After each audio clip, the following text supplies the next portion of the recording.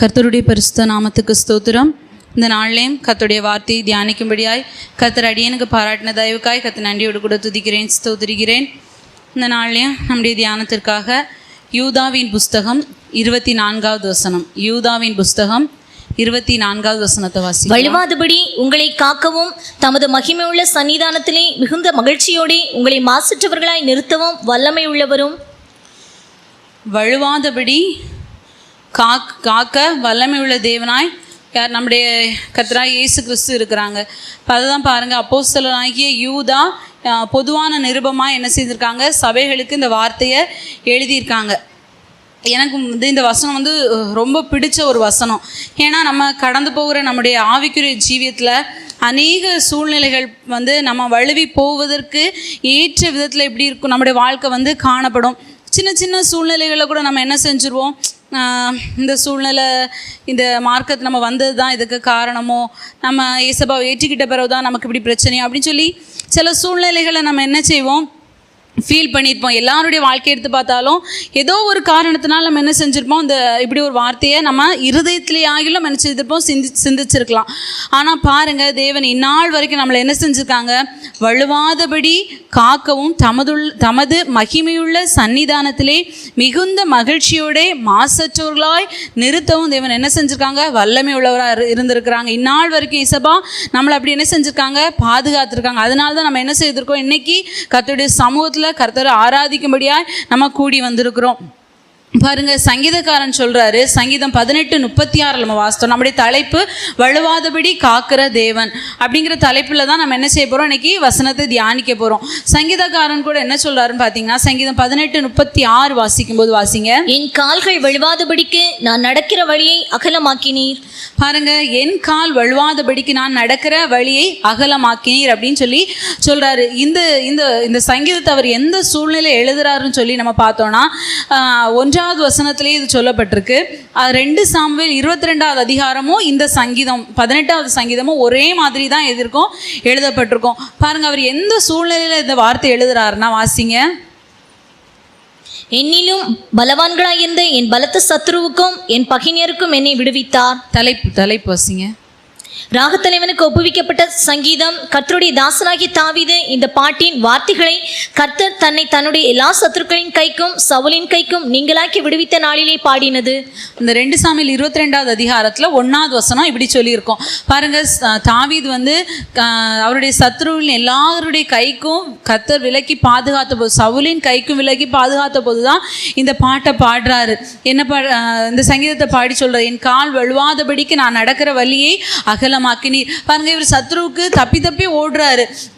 விசேஷமா சவுலின் கைக்கு என்ன செய்யறாரு, தப்பிச்சு ஓடிக்கிட்டே இருக்கிறாரு. மலைகள், பள்ளத்தாக்குகள், காடுகள்னு சொல்லிட்டு ஓடிக்கிட்டே இருக்கிறாரு. பாருங்க, அப்படி ஓடுற இடம்லாம் நடக்கிறதுக்கு ஏற்ற பாதைகளாக இருக்குமா? இப்போ நமக்கு ரோடு இருக்குது, நல்லா இருக்கிற ரோடு, சூப்பராக டைல்ஸ் போட்டிருக்காங்க. நிறைய வீடுகளை இப்போ என்ன தான் டைல்ஸ் தான். பாருங்கள், அதுலேயே கொஞ்சம் தண்ணி சிந்தி கிடந்தா என்ன செய்துடும், வழுகி நம்ம விழுந்துடுறோம். அநேகருக்கு ஸ்டெப்ஸில் படி ஏறும்போது தண்ணியில் வழுகி விழுந்தது, சும்மா போகும்போது என்ன செஞ்சுருக்கோம், வழுகி விழுந்திருக்கோம். ஆனால் பாருங்கள், இப்படி பலவிதமான கரடு முரடான பாதைகளில் தாவீது கடந்து போகும்போது அவருடைய கால் வழுகாதபடி ஆண்டவர் என்ன செய்தார், அந்த பாதை எப்படி இருந்துன்னு தெரியாது. ஆனால் கர்த்தர் என்ன செய்தாரு, தாவீது விழுந்து விடாதபடிக்கு பாதையை அகலமாக்கி கொடுத்தார். நம்முடைய வாழ்க்கையிலே நம்ம கடந்து போகிற பாதைகள் அநேக நமக்கு இப்படிதான் இருக்கலாம், கரடு முரடா நடக்கக்கூடாத பாதையா இருக்கலாம். ஆனா பாருங்க, இயேசப்பா ஒவ்வொரு நாளும் கிருபையா ஈவா இரக்கமாய் நம்முடைய பாதைகளை என்ன செஞ்சிருக்காங்க, அகலமாக்கி நம்ம விழுந்து விடாதபடிக்கு இன்னைக்கு வரைக்கும் நம்மளை என்ன செய்திருக்காங்க, நடத்தி கொண்டு வந்திருக்கிறாங்க. சங்கீதம் 17:5 சங்கீதக்காரர் என்ன சொல்றாருன்னா, என் காலடிகள் வழுவாதபடிக்கு என் அடைகளை உமது வழிகளில் ஸ்திரப்படுத்தும். கர்த்தர் நம்முடைய பாதையை நாம விழுந்து விடாதபடிக்கு நம்ம பாதை அகலமாக்குறாரு. அதே போல் நாமும் நம்ம பக்கத்தில் விழாமல் இருக்க நம்ம என்ன செய்வோம், கவனமாக நடப்போம். இப்போ இதில் கொஞ்சம் தண்ணி ஊற்றி போட்டிருக்காங்க. இப்போ மீட்டிங் முடிஞ்சோடனே சாப்பாடெலாம் முடிஞ்சோடனே என்ன செய்வாங்க, மீட்டிங் ஹால் க்ளீன் பண்ணுவாங்க. அப்போ தண்ணி தெளிப்பாங்க. தெளிச்சோடனே என்ன செய்வாங்க, பிள்ளைங்க பெரியவங்க எல்லாருமே தண்ணி கிடக்கு போகாதீங்க, விழுந்துருவீங்கன்னு சொல்லி என்ன செய்வோம், எச்சரிப்போம். ஏன்னா நம்ம விழுந்துடக்கூடாது, நாம என்ன செய்கிறோம், நம்மளை பாதுகாக்கிற ஒரு இடம் இருக்குது. அதுபோல் ஆவிக்குரிய ஜீவிதத்தில் நம்ம விழுந்து விடாதபடிக்கு என்ன செய்யணுமா, நம்முடைய வழிகள் எங்கே இருக்கணும், நம்முடைய நடைகள் கர்த்தருடைய வழியில் ஸ்திரப்பட்டு தான் இருக்கணும். கர்த்தர் நம்ம காண்பிக்கிற வழியில் நம்ம நடப்போமானா நம்ம என்ன செய்ய மாட்டோம், ஒரு நாளும் நம்ம வழுகி விழவே மாட்டோம். கர்த்தர் ஒவ்வொரு நாளும் நம்மளை பாதுகாக்கக்கூடியவராய் காணப்படுவாங்க. பாருங்க, நம்ம நடக்கிற பாதைகள் ஒருவேளை குறுகலாக இருக்கலாம், அது எவ்வளோ பெருசாக இருந்தாலும் சில வேளையில் என்ன செய்துருவோம், விழுந்துடும். ஒரு சின்ன பாதை, பழைய காலத்துலலாம் பார்த்தோன்னா ஒத்தடி பாதைன்னு சொல்லுவாங்க. நம்ம பிரதர் அடிக்கடி சொல்லுவாங்க, இந்த பஸ் ஸ்டாண்ட் போகிற இடத்துல இப்போ ஒரு சின்னதாக நம்ம இறங்கி போவோம், அந்த இடம் வந்து முன்னாடி ஒத்தடி பாதையாக தான் இருக்கும். கொஞ்சம் கேர்லெஸ்ஸாக நடந்தால் என்னது தான் வழுகி அந்த குளத்துக்குள்ளே விழ வேண்டியதுதான். அப்படி அந்த பாதை குட்டியாக இருக்கும் அப்படின்னு சொல்லியிருக்காங்க. பாருங்கள், அப்படிப்பட்ட பாதைகள்லையும் கூட கர்த்தர் என்ன செய்கிறாங்க, நம்ம வழுவாதபடி நம்மை காக்க வல்லமை உள்ளவராய் தேவன் காணப்படுறாங்க. இன்னைக்கு கூட நம்ம வேதத்துலேருந்து யார் என்னென்ன சூழ்நிலையில் விழுந்து விடாதபடிக்கு ஏசப்பா பாதுகாத்தாங்க அப்படிங்கிறது தான் நம்ம தியானிக்க போகிறோம். நம்ம ஒருவேளை ஒரு காரியத்தில் ஒருத்தங்களை மேன்மையாக வச்சுருப்பாங்க, ஒரு பொறுப்பை கொடுத்து ஒரு உத்தரவாதத்தோடு வச்சிருப்பாங்க. அப்படிப்பட்ட சூழ்நிலைகளை கூட என்ன செய்தாங்க, தேவன் வழுவாதபடி காக்க ஏசப்பா என்ன செஞ்சிருக்காங்க, வல்லமையுள்ளவராக இருக்கிறாங்க. இப்போ ஒரு மேனேஜர் போஸ்டிங்க்கு ஒருத்தவங்க இருக்காங்கன்னு வைங்களேன், அந்த போஸ்டிங்கில் அவங்க நிலச்சிருக்கோன்னா அந்த இடத்துல அவங்க என்ன செய்யணும், தவறி விடாமல் அவங்க ரொம்ப கேர்ஃபுல்லாக இருந்தால் தான் என்ன செய்ய முடியும், அவங்களால அந்த பதவியில் இருக்க முடியும். ஆனால் பாருங்கள், அவங்களுக்கு விரோதமாக அநேகர் எழும்புவாங்க, எப்படியாவது இவங்களை கீழே தள்ளிடணும். ஒருத்தவங்க உயர்ந்து வந்தால் என்ன செய்யாது, கூட இருக்கவங்களுக்கு பிடிக்காது, எப்படியாவது தள்ளிடணும் அப்படின்னு தான் பார்ப்பாங்க. அதுபோல் சத்துரு நம்ம ஆவிக்குரிய ஜீவிதத்தில் வளர்ந்து விடாதபடி, நம்ம தேவன் விரும்புகிற ஒரு வாழ்க்கையை செய்து விடாதபடி எப்போ நம்மளை தள்ளலாம் அப்படின்னு சொல்லி என்ன செய்கிறோம், ஒவ்வொரு நாளும் நம்மளை பார்த்துக்கிட்டே தான் இருக்கிறான். பாருங்கள், இன்றைக்கி நம்ம ஃபஸ்ட்டு தியானிக்கும் போது யார் தியானிக்க போகிறோம், தாவீது தான் ஃபர்ஸ்ட் எடுக்கிறோம். தாவீது பாருங்க, அவர் வந்து பொல்லாப்புல விழுந்து விடாதபடி கர்த்தர் என்ன செய்தாரு, தாவீதை பாதுகாக்கிறார். 1 சாமுவேலின் புஸ்தகம் 25வது அதிகாரம் 3-39 வரை வாசித்தா அந்த அதிகாரம் முழுசுமே வந்து இந்த சம்பவம் சொல்லப்பட்டிருக்கு. வாசிங்க 1 சாமுவேல் 25:3 வாசிக்கும் போது, அந்த மனுஷனுக்கு நாபால் என்றும் அவன் மனைவிக்கு அபிகாயில் என்றும் பெயர். அந்த ஸ்திரீ மகா புத்திசாலியும் ரூபவதியுமாயிருந்தாள். அந்த புருஷனுடைய முரடனும் துராக்கிரதனுமாய் இருந்தான். பாருங்க, இங்கே அபிகாயில்னு சொல்லி ஒரு பெண் இருக்காங்க, அவங்க புருஷன் வந்து நாபால். இந்த பெண் வந்து மகா புத்திசாலி. இந்த மனுஷன் வந்து எப்படின்னு பார்த்தீங்கன்னா முரடனும் துராக்கிரதனுமான மனுஷனாக காணப்பட்ட ஒரு பொல்லாத மனுஷன், எப்பவும் குடிச்சு வெறிச்சு அப்படி இருக்கிற ஒரு மனுஷனாக காணப்பட்டான். இந்த நாபால் வந்து நாபாலுடைய ஆட்கள் வந்து ஆடு மேய்க்கும் போது அவங்க கூட தாவீதும் அவனுடைய ஆட்களும் என்ன செய்தாங்க, வனாந்திரத்தில் இருந்தாங்க. அப்போ இவங்க அவங்க கூட இருக்கும்போது அவங்களுடைய எல்லாவற்றிற்கும் தாவீதும் அவனுடைய ஆட்களும் காவலா இருந்தாங்க. ஒரு நாள் இந்த நாபால் வந்து கர்மேலில் வந்து என்ன செய்யறான், அவனுடைய ஆடுகளுக்கு மயிர் கத்தரிக்கிறான் அப்படின்னு சொல்லி தாவீது கேள்விப்படுறாரு. அப்ப தாவீதுக்கும் அவனோட இருக்கிற வாலிபர்களுக்கு என்ன இல்லை, ஆகாரம் இல்லை. இந்த பழைய பாட்டில் இந்த ஜனங்களுடைய இதில் வந்து இந்த ஆட்டுக்கு மயிர் கத்தரிக்கிறதுங்கிறது ஒரு ஸ்பெஷலான ஒரு காரியமாக நடக்கும். அங்கே வந்து நல்லா விருந்து பண்ணி அவங்க ஆட்களுக்கும் நல்லா சாப்பாடுலாம் கொடுத்து அது நல்லா ரொம்ப கிராண்டாக பண்ணுவாங்க. அப்போ பாருங்க, இதை அறிஞ்சவொடனே தாவீது என்ன செய்கிறாரு, நம்ம அவனுடைய காரியங்களெல்லாம் பாதுகாத்தோம்ல, அதனால அவங்ககிட்ட போய் சாப்பாடு கேளுங்க அப்படின்னு சொல்லிட்டு 10 வாலிபரை அனுப்புகிறாரு.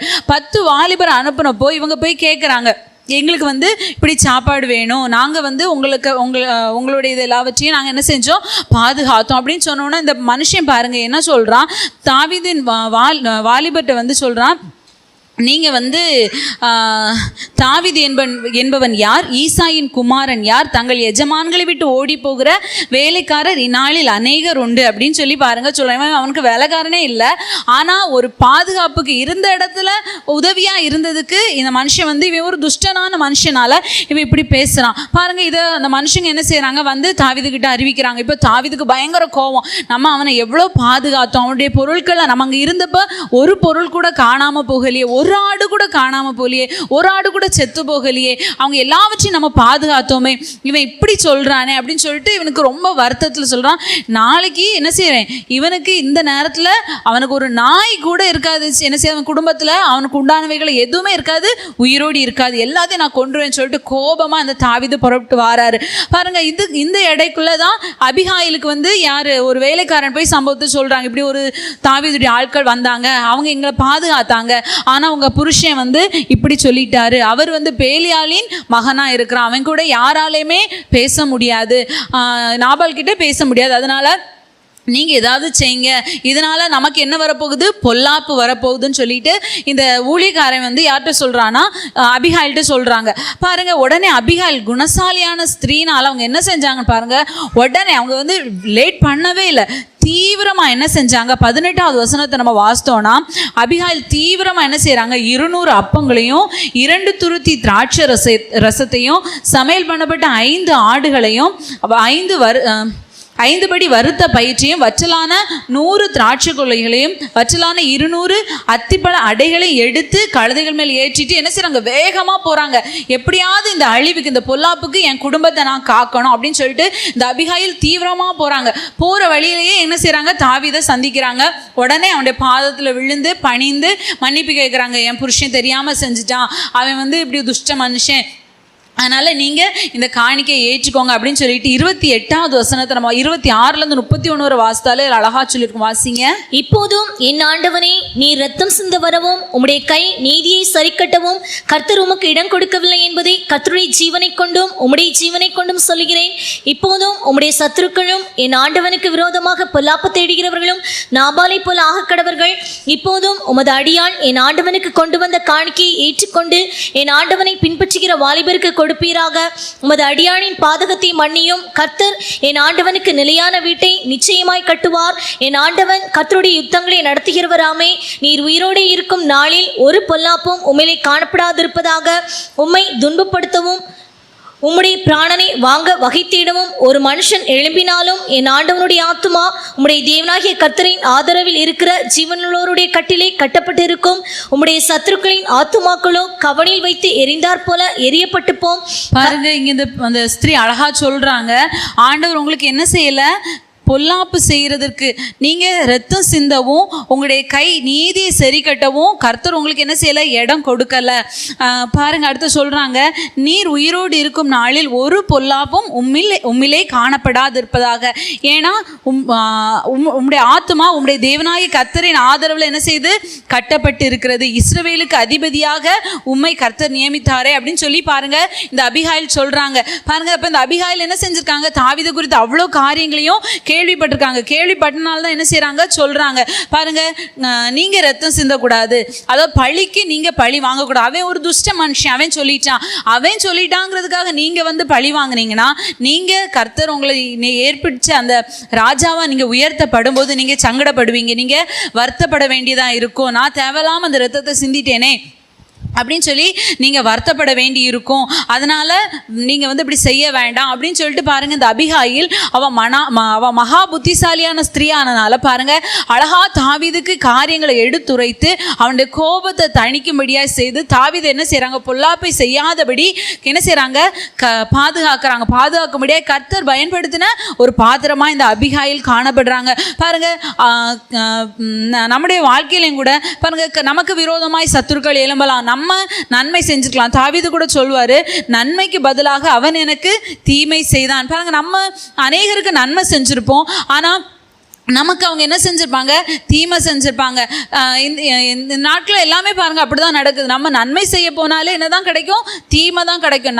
நம்ம நன்மை செய்தால் நமக்கு நன்மை செய்வாங்க நம்ம எதிர்பார்த்து செய்யக்கூடாது. ஏன்னா நம்ம செய்கிறதுக்குரிய பிரதிபலன் எங்கேருந்து நமக்கு வரும்னா பரலோகத்துலேருந்து தான் வரும். ஆனால் பாருங்கள், இந்த நாபால் என்ன செய்தான், நன்மைக்கு தீமை செய்தான். ஆனால் நாபாலுக்கு கிடைச்சது என்னன்னு பார்த்தீங்கன்னா, இந்த காரியங்கள் எல்லாம் நாபாலுக்கு அறிவிக்கப்பட்ட போது நாபாலுடைய இருதயம் அவனுக்குள் செத்து அவன் கல்லை போல் ஆனான்னு சொல்லப்பட்டிருக்கு. 10வது நாள் அந்த நாபால் என்ன செஞ்சுட்டான், செத்தே போயிட்டான். பார்த்தீங்கன்னா இது கர்த்தரால் கொடுக்கப்பட்ட ஒரு அடியாக தான் அந்த நாபாலுக்கு காணப்பட்டது. அப்போ நம்ம வந்து கர்த்தருக்கு முன்பாக நம்ம என்ன செய்யணும், மற்றவங்களுக்கு நன்மை செய்கிறவர்களாய் காணப்படணும். நமக்கு இன்னொருத்தவங்க தீமை செஞ்சுட்டாங்க அப்படின்னு சொல்லி நம்ம என்ன செய்யக்கூடாது, அவங்கள பழி வாங்குற விதத்தில் நம்ம என்ன செய்யக்கூடாது, செயல்படக்கூடாது. பாருங்கள், நம்ம நம்மளை பார்த்து ஒருத்தவங்க ஒரு வார்த்தை சொல்லிட்டாங்கன்னா அது கரெக்டாக வச்சுருப்போம். சூழ்நிலை வரும்போது நிச்சயமாக நம்ம என்ன செய்யணும், அவங்கள்ட்ட இதை சொல்லி காமிக்கணும். அன்னைக்கு அவங்க எனக்கு இப்படி செஞ்சாங்க, எனக்கு ஒரு காலம் வரும், அப்போ நானும் செய்வேன். யானைக்கு ஒரு காலம் வந்தால் பூனைக்கு ஒரு காலம் வரும் அப்படின்னு சொல்லி என்ன செய்வோம், அந்த இடத்துல நம்ம என்ன வீரவசனம்லாம் பேசுவோம். ஆனால் பாருங்கள், அப்படிப்பட்ட சூழ்நிலைக்கு நம்ம என்ன செய்யக்கூடாது, இடம் கொடுக்கக்கூடாது. ஏன்னா நம்மளுடைய ஜீவன் தேவனுடைய ஆதரவில் கட்டப்பட்டிருக்கிறது. கர்த்தரோடு கூட நம்மளும் ஒரு நாள் ஆளுகை செய்கிறவர்களாக மாற்றப்படுவோம். அந்த நாளில் நம்ம இருதயம் நம்மளை பார்த்து குற்றம், நான் வந்து இந்த ரத்தத்தை சிந்திட்டேனே, இப்படி ஒரு பொல்லாப்புக்கு நான் உடன்பட்டுட்டேனே, நான் அமைதியாக இருந்தால் தான் கர்த்தர் எனக்காக யுத்தம் பண்ணுவார். நீங்கள் யுத்தம் பண்ணி பாருங்கள். ஒரு சூழ்நிலை மத்தியில் நீங்கள் சண்டை நடக்குன்னு நீங்கள் மாறி பேசி பாருங்கள், கர்த்தர் என்ன செய்வாங்க, ஆவியானவர் துக்கப்பட்டு திரும்பி போயிடுவாங்க. அதே இடத்துல அமைதியாக இருந்து பாருங்கள், கர்த்தர் நிச்சயமாக என்ன செய்வாங்க, உங்களுக்காக நமக்காக என்ன செய்வாங்க, யுத்தம் பண்ணுவாங்க. அநேக சூழ்நிலைகளை நம்ம இதை பார்த்துருப்போம் பாருங்கள். எவ்வளவோ நமக்கு விரோதமாக எழும்பினவங்க முன்னாடி நம்ம பேச முடியாமல் நம்ம வெட்கி தலை குனிஞ்சு வந்திருக்கலாம். ஆனால் காலம் பதில் சொல்லும். பிரதர் சொல்லுவாங்க, காலம் பதில் சொல்லும். காலம் நிறைவேறும் போது எத்தனை வருஷம் வேணாலும் ஆகலாம், 10 வருஷம் ஆகலாம், 20 வருஷம் ஆகலாம், ஒருவேளை நம்முடைய நாட்கள் முடிஞ்சு கூட போயிருக்கலாம். ஆனால் கர்த்தர் என்ன செய்வார், அவர் நியாயாதிபதி. அவர் என்ன செய்வார், நியாயம் கேட்பார். நாம இந்த ரத்தத்தை சிந்துவதற்கு என்ன செய்யக்கூடாது, போகக்கூடாது. அப்படி நம்ம பழிவாங்க நம்ம போவோம்னா பொல்லாப்புல நம்ம வழுகி விட்டோம் என்றுதான் அர்த்தமாக காணப்படுது. பாருங்க, அப்படிப்பட்ட அனுபவத்துக்கு நம்ம என்ன செய்யக்கூடாது, இடம் கொடுக்கக்கூடாது. இந்த அபிகாயில் என்பது உபதேசத்தை காண்பிக்கிறது. பாருங்க, நம்ம பாவம் செய்யாதபடி நம்மளை தடை பண்ணுவது எதுனா சத்திய உபதேச வசனங்கள் தான் என்ன செய்யுது, நம்மளை தடுக்குது. இந்த பாவத்தை செய்யக்கூடாது, பொய் சொல்லாத, களவு செய்யாத, பிறனுக்கு விரோதமாக பொய் சாட்சி சொல்லாத, பிறருக்குரியது இச்சியாத அப்படின்னு சொல்லிட்டு கர்த்தருடைய வசனம் என்ன செய்யுது, நம்மளை போதித்து நடத்துது. நம்ம வந்து சூழ்நிலைகள் வரும்போது நம்ம தவறி விடுவோம். சூழ்நிலையை கண்டு நம்ம என்ன செய்துருவோம், இடறிடுவோம். ஆனால் பாருங்கள், அந்த இடத்துல நம்ம கர்த்தருடைய வசனத்துக்கு, கர்த்தருடைய வார்த்தைக்கு நம்ம இடம் கொடுப்போம்னா அந்த சூழ்நிலையில் நம்ம என்ன செய்வோம், பாதுகாக்கப்படுவோம். அபிகாயில் அப்படிங்கிற பேருக்கு அர்த்தம் என்னன்னு சொல்லி பார்த்தோன்னா காஸ் ஆஃப் ஜாய், அதாவது சந்தோஷத்தின் காரணம். பாருங்கள், நம்ம ஒரு சூழ்நிலையில் நம்ம தப்பு பண்ண வேண்டிய சூழ்நிலை, தப்பு செஞ்ச பிற்பாடு நம்ம மனசாட்சி நம்மளை வாதிக்கும். அதே இடத்துல தவறு செய்யாமல் கர்த்தரால் உணர்த்தப்பட்டு நம்ம அந்த தவறை செய்யாமல் அந்த சூழ்நிலையில் நம்ம எவ்வளோ கஷ்டம் நெருக்கம் வந்தாலும் அதை கடந்து வந்த பிறகு திரும்பி பார்த்தோன்னா நம்ம ஆத்மா என்ன செய்யும், சந்தோஷப்படும், கர்த்தருக்குள்ளே களி கூறும். பாருங்க, இப்படிப்பட்ட ஒரு அனுபவம் தான் இந்த உபதேசம் நமக்கு கொடுக்கக்கூடியதாய் காணப்படுகிறது. தாவீது கூட 39வது வசனத்தில் நம்ம வாசித்தோம். 39வது வசனத்தில் நம்ம வாசிக்கும்போது வாசிங்க, 1 சாமுவேல் 25:39. நாபால் செத்து போனான் என்று தாவீது கேள்விப்பட்ட போது என் நிந்தையின் வழக்கை நாபாலின் கையில் விசாரித்து தம்முடைய அடியானை பொல்லாப்பு செய்யாதபடிக்கு தடுத்த கர்த்தருக்கு ஸ்தோத்திரம். கர்த்தர் தாமே நாபாலின் பொல்லாப்பை அவன் தலையின் மேல் திரும்ப பண்ணினார் என்று சொல்லி அபிகாயில். பார்த்தீங்களா, இங்கே பாருங்க, தாவீது என்ன சொல்றாரு, என் நிந்தையின் வழக்கை நாபாலின் கையில் விசாரித்து தம்முடைய அடியேனை பொல்லாப்பு செய்யாதபடி தடுத்த கர்த்தருக்கு ஸ்தோத்திரம். பாருங்க, நம்ம நிந்தையை சுமந்தோமானா நிச்சயமா கர்த்தர் என்ன செய்வாரு, அந்த பொல்லாப்பை அவங்க மேல திரும்ப பண்ணுவாங்க. அதை விட்டுட்டு நம்ம அவங்கள்ட்ட நியாயம் கேட்க, நீதி கேட்க நம்ம போனோம்னா அந்த பொல்லாப்பு எங்க திரும்பிடும், நம்ம பக்கம் திரும்பக்கூடியதாக காணப்படும். ஆனால் நம்ம என்ன செய்யணும், ஜாக்கிரதையா இருக்கணும். எந்த சூழ்நிலையில் நம்ம மற்றவங்களை பற்றி குறை பேசவோ, மற்றவங்களோட வழக்காடவோ, மற்றவங்களோட தீர்ப்பு செய்யவோ, பாருங்க, ஒரு பிரச்சனை வந்துட்டு அதுக்கு எப்படியா நீதி கிடைச்சி அவனை என்ன செய்வோம், போராடுவோம். ஆனா பாருங்க, ஒருவேளை அந்த சூழ்நிலையில் நமக்கு நீதி கிடைக்காம போகலாம். ஆனா நாட்கள் வரும்போது நிச்சயமா என்ன செய்யும், நீதி என்ன என்பது வெளிப்படும். ஏன்னா கர்த்தர் நமக்கு நியாயாதிபதியா என்ன செய்வாங்க, நமக்காக யுத்தம் பண்ணக்கூடியவராய் காணப்படுவாங்க. நம்ம ஒருவேளை தோற்று போறோம்னா அதற்கு காரணம் என்னன்னா, நம்ம சுய பிரயாசம் எடுத்து நம்ம மற்றவங்களோடு யுத்தம் பண்ண போறனால தான் நம்ம தோற்று போகிறோம். ஒருவேளை சூழ்நிலை நம்ம தோற்று போனது போல அமைதியா வந்தாலும் ஜெயம் யாருக்கு தான், நமக்கு தான் காணப்படுகிறது. பாருங்க, அபிமெலேக்கு கூட சாராளோடு தவறு செய்வதற்காக என்ன செய்தால் கூட்டிட்டு வர்றாரு. ஆனா கர்த்தர் அவரை உணர்த்தின போது இந்த அபிமெலேக்கு எச்சரிக்கை அடைந்து அந்த சூழ்நிலையில் அந்த பாவத்தில் விழாதபடி பாதுகாக்கப்படுகிறார். இப்போ நாமும் கூட மற்றவங்களுக்கு விரோதமாய் பொல்லாப்பு செய்யாதபடிக்கு இந்நாள் வரைக்கும் கர்த்தர் என்ன செய்கிறாங்க, நம்மை காத்து கொண்டு வர்றாங்க. ரெண்டாவது பார்த்தோன்னா யோபை நம்ம எடுத்துக்கலாம். யோபு பார்த்தீங்கன்னா, யோபுக்கு வந்து பயங்கரமான சோதனைன்னு சொன்னால் யோபோ மாதிரி ஒரு மனுஷன் சோதனை சகிச்சிருக்கானான்னு சொல்லி நம்ம சொல்லவே முடியாது. ஏன்னா நம்ம ஒரு சின்ன சூழ்நிலை வந்தோடனே என்ன செய்துருவோம், பெருசாக சொல்லுவோம், ஐயோ எனக்கு அவ்வளோ பெரிய கஷ்டம் வந்தது, யோபோ மாதிரி வந்தால் நம்மலாம் இப்போ இங்கே இருப்போம் நிப்போமான்னு சொல்லி என்ன செய்யாது, நமக்கு தெரியாது. அப்படி யோபுக்கு வந்த சோதனையில கூட அவர் என்ன செய்யல, கர்த்தரை மறுதலிக்கல. அவரோட சோதனையில வழுவாமல் கர்த்தர் என்ன செய்தாரு, அவரை காத்தார். கர்த்தரை மறுதலிக்காமல் கர்த்தர் யோபுவை பாதுகாத்தாங்க. யோபு அப்படிங்கிற பேருக்கு அர்த்தம் என்னன்னு சொல்லி பார்த்தோம்னா வெறுக்கப்பட்டது அல்லது துன்புறுத்தப்பட்டது அப்படிங்கிறதா அந்த பேருக்கு அர்த்தமாக காணப்படுது. யோபு பாருங்க, யோபுக்கு வாழ்க்கை எடுத்து பார்த்தா அவர் வாழ்க்கையில் முதல்ல ரொம்ப ஃபர்ஸ்ட் பார்ட் வந்து ரொம்ப ஆசீர்வாதமாக ரொம்ப ஐஸ்வர்யமாக இருந்தார். நிறைய ஆடு மாடு ஒட்டகம் அப்படி கழுதை அப்படி நிறைய இருந்தது, நிறைய வேலைக்காரங்க இருந்தாங்க, ஆஸ்தி அந்தஸ்து எல்லாமே என்ன இருந்தது, யோபுக்கு காணப்பட்டது. அவர் வந்து ஊரில் வந்து ஒரு பெரிய ஆளா பாருங்க, ஊர் தலைவர் அப்படிங்கிற அனுபவத்தில் கூட ஒரு உயர்ந்த ஒரு மனுஷனாக தான் காணப்பட்டார். ஆனால் அவருக்கு ஒரு சோதனையின் காலம் வந்தபோது பாருங்க, அந்த சோதனை கூட யாரால அனுமதிக்கப்படலை, தேவனால் அனுமதிக்கப்படலை. சாத்தான் தான் என்ன செய்யறான், எப்படியாவது இந்த யோபுவை குற்றவாளியாய் மாற்றிடணும் அப்படின்னு சொல்லிட்டு தான் இந்த யோபு மேல கண் வைத்து அவன் எப்படியாவது விழத்தள்ளிருன்னு சொல்லி ஆண்டவர்கிட்ட வந்து பெர்மிஷன் கேட்டு இந்த யோபு வந்து என்ன செய்யறான், சோதிக்கக்கூடியவனா இந்த சாத்தான் காணப்படுறான். ஆனா பாருங்க, எந்த சூழ்நிலையிலும் யோபு என்ன செய்யல, கர்த்தரை மறுதலிக்கல. நம்ம எல்லாருக்குமே தெரியும், யோபுடைய வாழ்க்கை நம்ம எல்லாருக்குமே தெரியும், அநேக நேரத்துல கேட்டிருக்கோம். பாருங்க, அவனுக்கு எவ்வளவோ ஆடு மாடு எல்லாம் இருந்தது, எல்லாம் இழந்த போது பாருங்க அவருடைய பேருக்குரிய அர்த்தத்தின்படி அவர் வெறுக்கப்பட்டார். சொந்த மனைவி கூட என்ன சொன்னாங்க, தேவனை தூஷித்து ஜீவனை விடும். அவருக்கு உயிருக்கு உயிரான நண்பர்கள் வந்து எதெல்லாமோ பேசிக்கிட்டே இருக்காங்க. ஆனா பாருங்க, எல்லா சூழ்நிலையும் யோபு என்ன செஞ்சாரு, நிதானமா காணப்பட்டாரு. ரொம்ப துன்பம், நமக்கு இப்படி ஒரு சூழ்நிலை வந்தா நம்ம எப்படி இருப்போம் யோசித்து பாருங்க. ஒரு சின்ன பிரச்சனை வந்தாலே உடனே நம்ம இயேசுபாட்ட என்ன கேட்போம், ஆண்டவரே எனக்கு ஏன் இதை செஞ்சீங்க, நான் ஒழுங்கா உங்களை ஆராதிக்கேன், ஒழுங்கா பைபிள் வாசிக்கேன், ஒழுங்கா ஜெபம் பண்றேன், ஒழுங்கா சர்ச்சுக்கு போகிறேன், சண்டே மட்டும்தான் ஒழுங்கா சர்ச்சுக்கு போவேன், அதுவும் சில நாள் போக மாட்டேன் ஏசப்பா, ஆனாலும் சொல்லுவேன் நான் ஒழுங்கா சர்ச்சுக்கு போகிறேன் ஏசப்பா, அதனால எனக்கு ஏன் ஏசப்பா இந்த கஷ்டம் வந்து அப்படின்னு சொல்லி நம்ம என்ன செய்வோம், சொல்லுவோம். ஆனால் பாருங்க, யோபு அப்படி இல்லை. யோபு ரொம்ப உத்தமன். ஆண்டவரே யோபு குறித்து சாட்சி சொல்றாரு. யோபு எப்படிப்பட்டவனா இருந்தாராம், உத்தமராய் காணப்பட்டாராம். தேவனுக்கு பயந்து பொல்லாப்புக்கு விலகுகிற மனுஷனா யோபு காணப்பட்டான்னு சொல்லி கர்த்தரை சாட்சி சொல்றார். நம்முடைய வாழ்க்கையை எடுத்து பார்த்தா நம்ம ஒவ்வொருத்தர் நம்மளுடைய ஜீவியத்தை நாமே ஆராய்ந்து பார்த்தா கர்த்தர் நம்மளை பார்த்து என்ன சாட்சி சொல்ல முடியும்னு சொல்லி யோசித்து பாருங்க. ரொம்ப கஷ்டம்தான். ரொம்ப யோபுக்கு சொன்ன மாதிரி நம்மளை பார்த்து சொல்ல முடியாது, அதில் ஒரு பாதி கூட சொல்ல முடியுமான்னு என்ன செய்யலை, தெரியலை. ஆனால் பாருங்க, அந்த யோபு அவ்வளோ உத்தமனா அவ்வளோ நல்ல மனுஷனாக காணப்பட்டார். பாருங்க, சாத்தான் சோதித்த பிறகு அவருக்கு பாருங்க ஒரே நாள் அவருடைய கழுதை போகுது, அவருடைய ஆடுகள் போகுது, அக்னி வந்து ஆடுகளெல்லாம் கொண்டு போகுது, இன்னொரு கூட்டம் வந்து ஒட்டகத்தெல்லாம் கொண்டு போகிறாங்க. இது இல்லாமல் அவங்க பிள்ளைகள் ஒரு வீட்டில் இருக்காங்க. அப்போ ஒரு பெரிய காற்று வந்து செவர் விழுந்து பிள்ளைங்க எல்லாரும் செத்து போயிடுறாங்க. எவ்வளோ ஒரு பெரிய கவலை பாருங்க. நமக்கு நம்ம பிள்ளைக்கு ஒரு பலகீனம் வந்துட்டா, ஒரு கொஞ்சம் தீர்க்க கொஞ்சம் கஷ்டமான ஒரு வியாதி வந்துட்டா உடனே நம்ம ஆண்டவரை விட்டு தள்ளி போயிடுறோம். ஆண்டவர் எனக்கு வேண்டான்னு சொல்லிடுறோம். பாருங்க, இந்த வார்த்தை சொல்றதுக்கே கஷ்டமா இருக்கு. ஆனால் நம்ம சொல்லுவோம், ஆண்டவரே நான் உங்களை பின்பற்றி வந்தேன்னு எனக்கு என்ன தந்தீங்க, ஈஸியாக கேட்டுறோம். ஆண்டவர் நமக்கு எவ்வளவோ நன்மைகள் ஆசீர்வாதங்களை தந்திருக்காங்க. ஆனால் நம்ம நினைச்சு ஈஸியாக கேட்டுறோம், ஆண்டவர் நீங்கள் எனக்கு என்ன இசப்பா செஞ்சீங்க அப்படின்னு சொல்லி நம்ம கேட்டுறோம். ஆண்டவர் எவ்வளோ துக்கப்படுவாங்க தெரியுமா அந்த வார்த்தையை கேட்கும்போது, நம்ம இப்படி கேட்கும்போது. பாருங்க, நம்ம இன்னைக்கு ஒரு ஜீவனோடு இருக்கிறதே அவருடைய ஈவு தான். இது பத்தாதுன்னு சொல்லிட்டு பாருங்க, எல்லாம் இழந்துட்டான், பிள்ளைகளை இழந்துட்டான், மனைவி மட்டும்தான் இருக்காங்க. இன்னும் இந்த சாத்தானுக்கு என்ன செய்யல, பொறுக்கலை. இவன் என்ன செய்யல, இன்னும் ஆண்டவரை தூஷிக்கலையே. பாருங்க, அந்த 1வது அதிகாரம் கடைசி வசனத்தை நம்ம வாசித்தா அங்க அழகா யோபு சொல்லுவார். லாஸ்ட் 2 வசனத்தையும் வாசிங்க. நிர்வாணியாய் என் தாயின் கர்ப்பத்திலிருந்து வந்தேன், நிர்வாணியாய் அவ்விடத்துக்கு திரும்புவேன். கர்த்தர் கொடுத்தார், கர்த்தர் எடுத்தார், கர்த்தருடைய நாமத்துக்கு ஸ்தோத்திரம் என்றார்.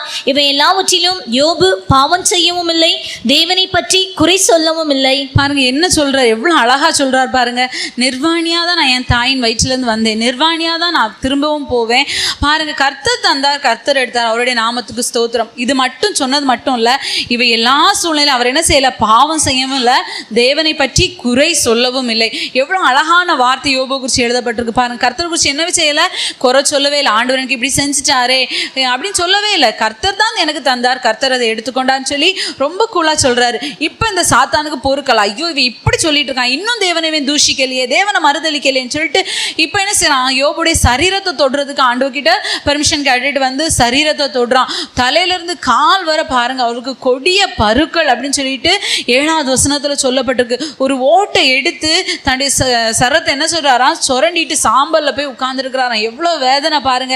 நமக்கு ஒரு சின்ன ஒரு இந்த சூட்டுக்கு பாருங்க, அநேகருக்கு வந்து இந்த சூட்டு கட்டி வரும். அது ஒரு கட்டி வந்தாலும் நம்மளால என்ன செய்ய முடியல, தாங்க முடியல. ஆனா அந்த யோபுக்கு சரீரம் முழுசும் பலகீனம் பாருங்க. ஆனா அப்பம் கூட என்ன செய்யல, மனைவி சொல்றார், நீர் இன்னும் உம்முடைய உத்தமத்தில் உறுதியாய் நிற்கிறீரோ, தேவனை தூஷித்து ஜீவனை விடும். பொண்டாட்டி சொல்லுவாங்க, செத்து போ, நீ எல்லாம் எதுக்கு உயிரோடு இருக்க, இன்னும் ஆண்டவர் வேணும் வேணும்னு சொல்லிட்டு இருக்கே அப்படின்னு சொல்லிட்டு இந்த ஒய்ஃப் என்ன செய்யறாங்க, ரொம்ப நிந்தையா பேசுறாங்க. அப்ப கூட இந்த யோபு என்ன சொல்றாரு, நிதானமா பேசுறாரு. நீ பைத்தியக்காரி பேசுறது போல பேசுறா, தேவன் கையில நன்மையை பெற்ற நாம் தீமை பெற வேண்டாமோ அப்படின்னு சொல்லி பாருங்க. சொல்லிட்டு இவைகள்ல கூட தன் உதடுகளினால் யோபு பாவம் செய்யவில்லை அப்படின்னு நம்ம வாசிக்கிறோம் பாருங்க. நம்முடைய வாழ்க்கையில எவ்வளவு இழப்புகள், எவ்வளவு தோல்விகள், ஏமாற்றங்கள் வரலாம். ஆனா எல்லா சூழ்நிலை வரக்கூடாதுன்னு வேதம் சொல்லலை. ஏன்னா வேதம் சொல்லுது, சோதனை சகிக்கிற மனுஷன் பாக்கியவான், அவன் உத்தமன் என்று விளங்கின பின்பு கர்த்தர் தம்மிடத்தில் அன்பு கூறுகிறவர்களுக்கு வாக்குத்தத்தம் பண்ணின ஜீவ கிரீடத்தை பெறுவான் தான் வசனம் நமக்கு சொல்லி தருது பாருங்க. சோதனை வராதுன்னு சொல்லலை, வர்ற சோதனையின் மத்தியில் நம்ம எப்படி இருக்கிறோம் அப்படிங்கிறது தான் முக்கியம் பாருங்க.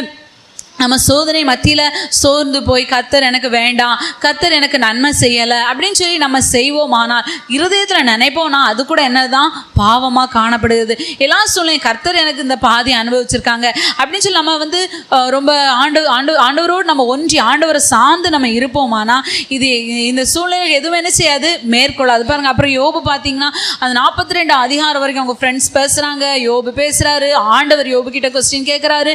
எல்லா சூழ்நிலையிலையும் யோபு என்ன செய்யல, ஆண்டவரை பார்த்து கோபமாவோ முறுமுறுத்துக்கிட்டோ கேட்கவே இல்லை. ஆண்டவர் கேட்டது கூட நிதானமாக தான் பதில் சொன்னான்னு சொல்லி வேதத்தில் நம்ம வாசிக்கிறோம். 42:7 வாசித்தோம். நான் யோபு 42:7 வாசித்த ஆண்டவர் சொல்றாரு, யோபு பேசினது போல நீங்கள் நிதானமாய் பேசவில்லைன்னு சொல்லிட்டு அவருடைய ஃப்ரெண்ட்ஸ் கிட்டலாம் சொல்றாங்க. யோபு 9:15 நம்ம வாசிச்சோமா? நான் யோபு 9:15 வாசிக்கும்போது வாசிங்க. நான் நீதிமானாய் இருந்தாலும் அவருடைய வழக்காடாமல் என் நியாயாதிபதியின் இடத்தில் இரக்கத்துக்கு கெஞ்சுவேன்.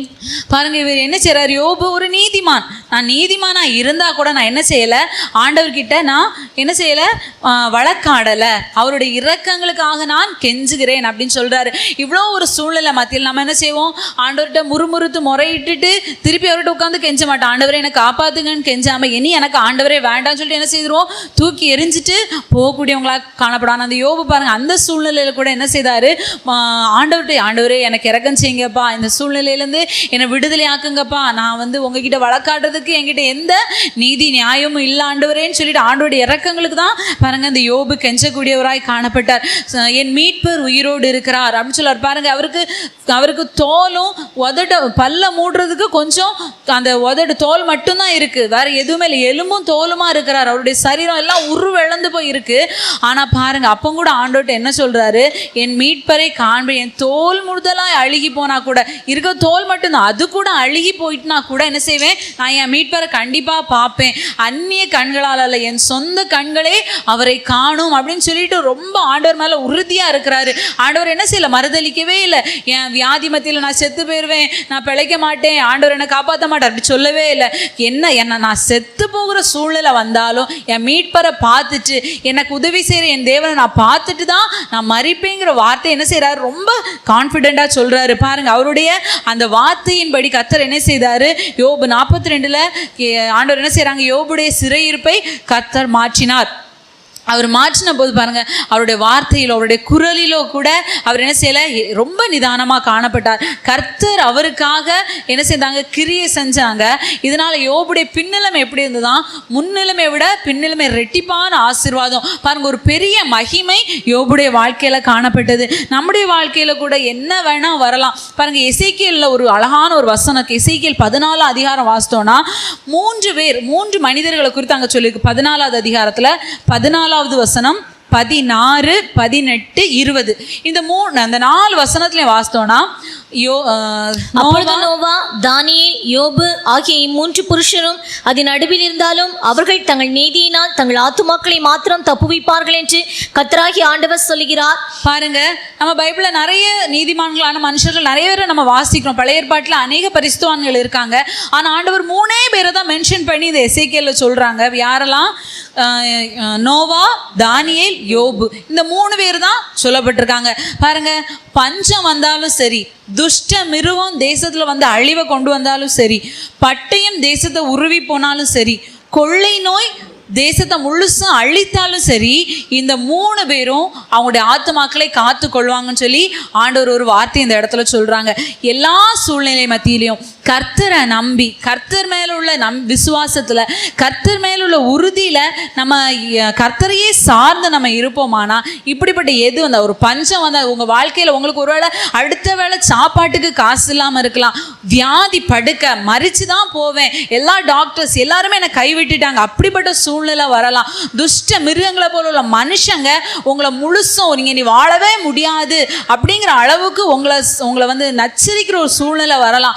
பட்டயத்தை போல யுத்தங்கள் அப்படிங்கிற அனுபவங்கள் வரலாம். ஆனா பாருங்க, நிச்சயமா நீங்க ஆண்டவரை சார்ந்து அவரை உறுதியா பற்றி கொண்டு இருப்பீங்கன்னா இதுல எதுவுமே என்ன செய்யாது, உங்களை சேதப்படுத்தவே செய்யாது. உங்க தலை மயிரை கூட என்ன செய்ய முடியாது, அதால அசைக்க முடியாது. உங்க ஆத்மா நிச்சயமா என்ன செய்யும், காக்கப்படும். அதுக்கு நம்ம என்ன செய்யணும், யோபுவை போல எப்படிப்பட்ட சூழ்நிலையிலையும் தேவனை பிடித்து கொண்டு அவரை மறுதலிக்காம நம்ம வாழ்ந்தோமானா என்ன செய்யலாம், இப்படிப்பட்ட அனுபவத்திற்கு தேவன் நம்மை தப்பிக்கக்கூடியவராய், வழுவாமல் காக்கக்கூடியவராய் காணப்படுவார்.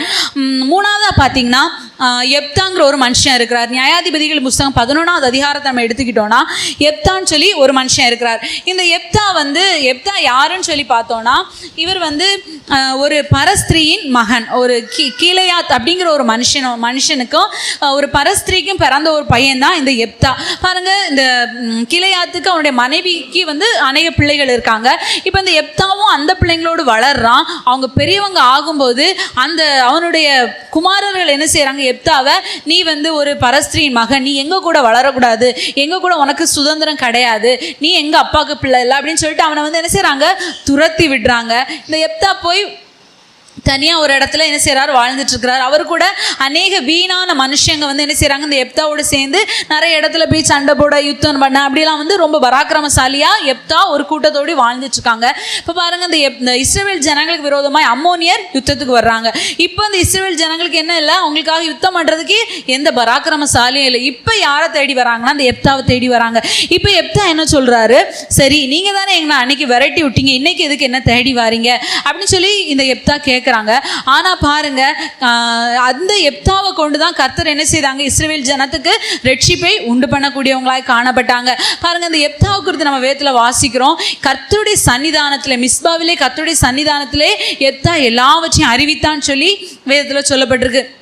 ஒருவேளை நம்ம வந்து எல்லாராலும் துரத்தப்பட்டவங்களா, வெறுக்கப்பட்டவங்களா, ஒதுக்கப்பட்டவங்களா, சொந்த குடும்பமே எங்களுக்கு நீங்கள் தேவையில்லை அப்படின்னு சொல்லிட்டு நம்மளை புறக்கணித்து ஒதுக்கி வச்சிருக்கலாம். ஆனால் பாருங்க, நம்ம கர்த்தரிடத்துல நம்முடைய காரியங்களை அறிவிக்கக்கூடியவங்களா காணப்படுவோமானா நம்மளை துரத்தின கூட்டம் என்ன செய்யும், நம்மை தேடி வரக்கூடியதாய் காணப்படும். நம்மை கொண்டு கர்த்தர் பெரிய ரட்சிப்பை அந்த தேசத்துக்கு செய்யக்கூடியவங்களாய் காணப்படுவாங்க. இந்த எப்தாவுடைய வாழ்க்கையில் கர்த்தர் எந்த விஷயத்தில் வழுவாமல் பாதுகாத்தார் அப்படின்னு சொல்லி பார்த்தோம்னா, இந்த எப்தா யுத்தத்துக்கு போறதுக்கு முன்பாக ஆண்டவர்கிட்ட வந்து மிஷ்பாவில் கர்த்தருடைய சன்னதியில் தன்னுடைய காரியத்தெல்லாம் சொல்கிறான். ஏசப்பா, என்னை விரட்டி விட்டவங்கலாம் வந்து இப்போ என்னை கூப்பிட்றாங்க யுத்தம் பண்ணுறதுக்காக, நான் வந்து யுத்தம் பண்ண போகணும். அப்போது நான் அவங்க கூட யுத்தம் பண்ண போகும்போது நான் ஜெயிச்சுட்டு திரும்பி வந்தேன்னா நான் என் வீட்டிலேருந்து எனக்கு முன்பாக எது ஃபஸ்ட்டு எனக்கு எதிராக வருதோ அதை நான் வந்து என்ன செய்வேன், உங்களுக்கு நான் பலி செலுத்திடுவேன் அப்படின்னு சொல்லிட்டு ஒரு பொருத்தனையை பண்ணினான். பாருங்க, இந்த பொருத்தனை பண்ணியாச்சு. எப்தா யுத்தத்துக்கு போறாரு, யுத்தத்தில் ஜெயிச்சிட்டாரு. சந்தோஷத்தோடு என்ன செய்கிறாங்க, மறுபடியும் வீட்டுக்கு திரும்பி வராங்க. எப்தாவும் அவனுடைய கூட்டமும் அவங்களுடைய வீட்டுக்கு திரும்பி வராங்க. இவங்க திரும்பி வர்றதை பார்த்தோன்னே அவனுடைய குமாரத்தி ஒரே ஒரு மகா தான் யாருக்கு இருக்கா, எப்தாக்கு.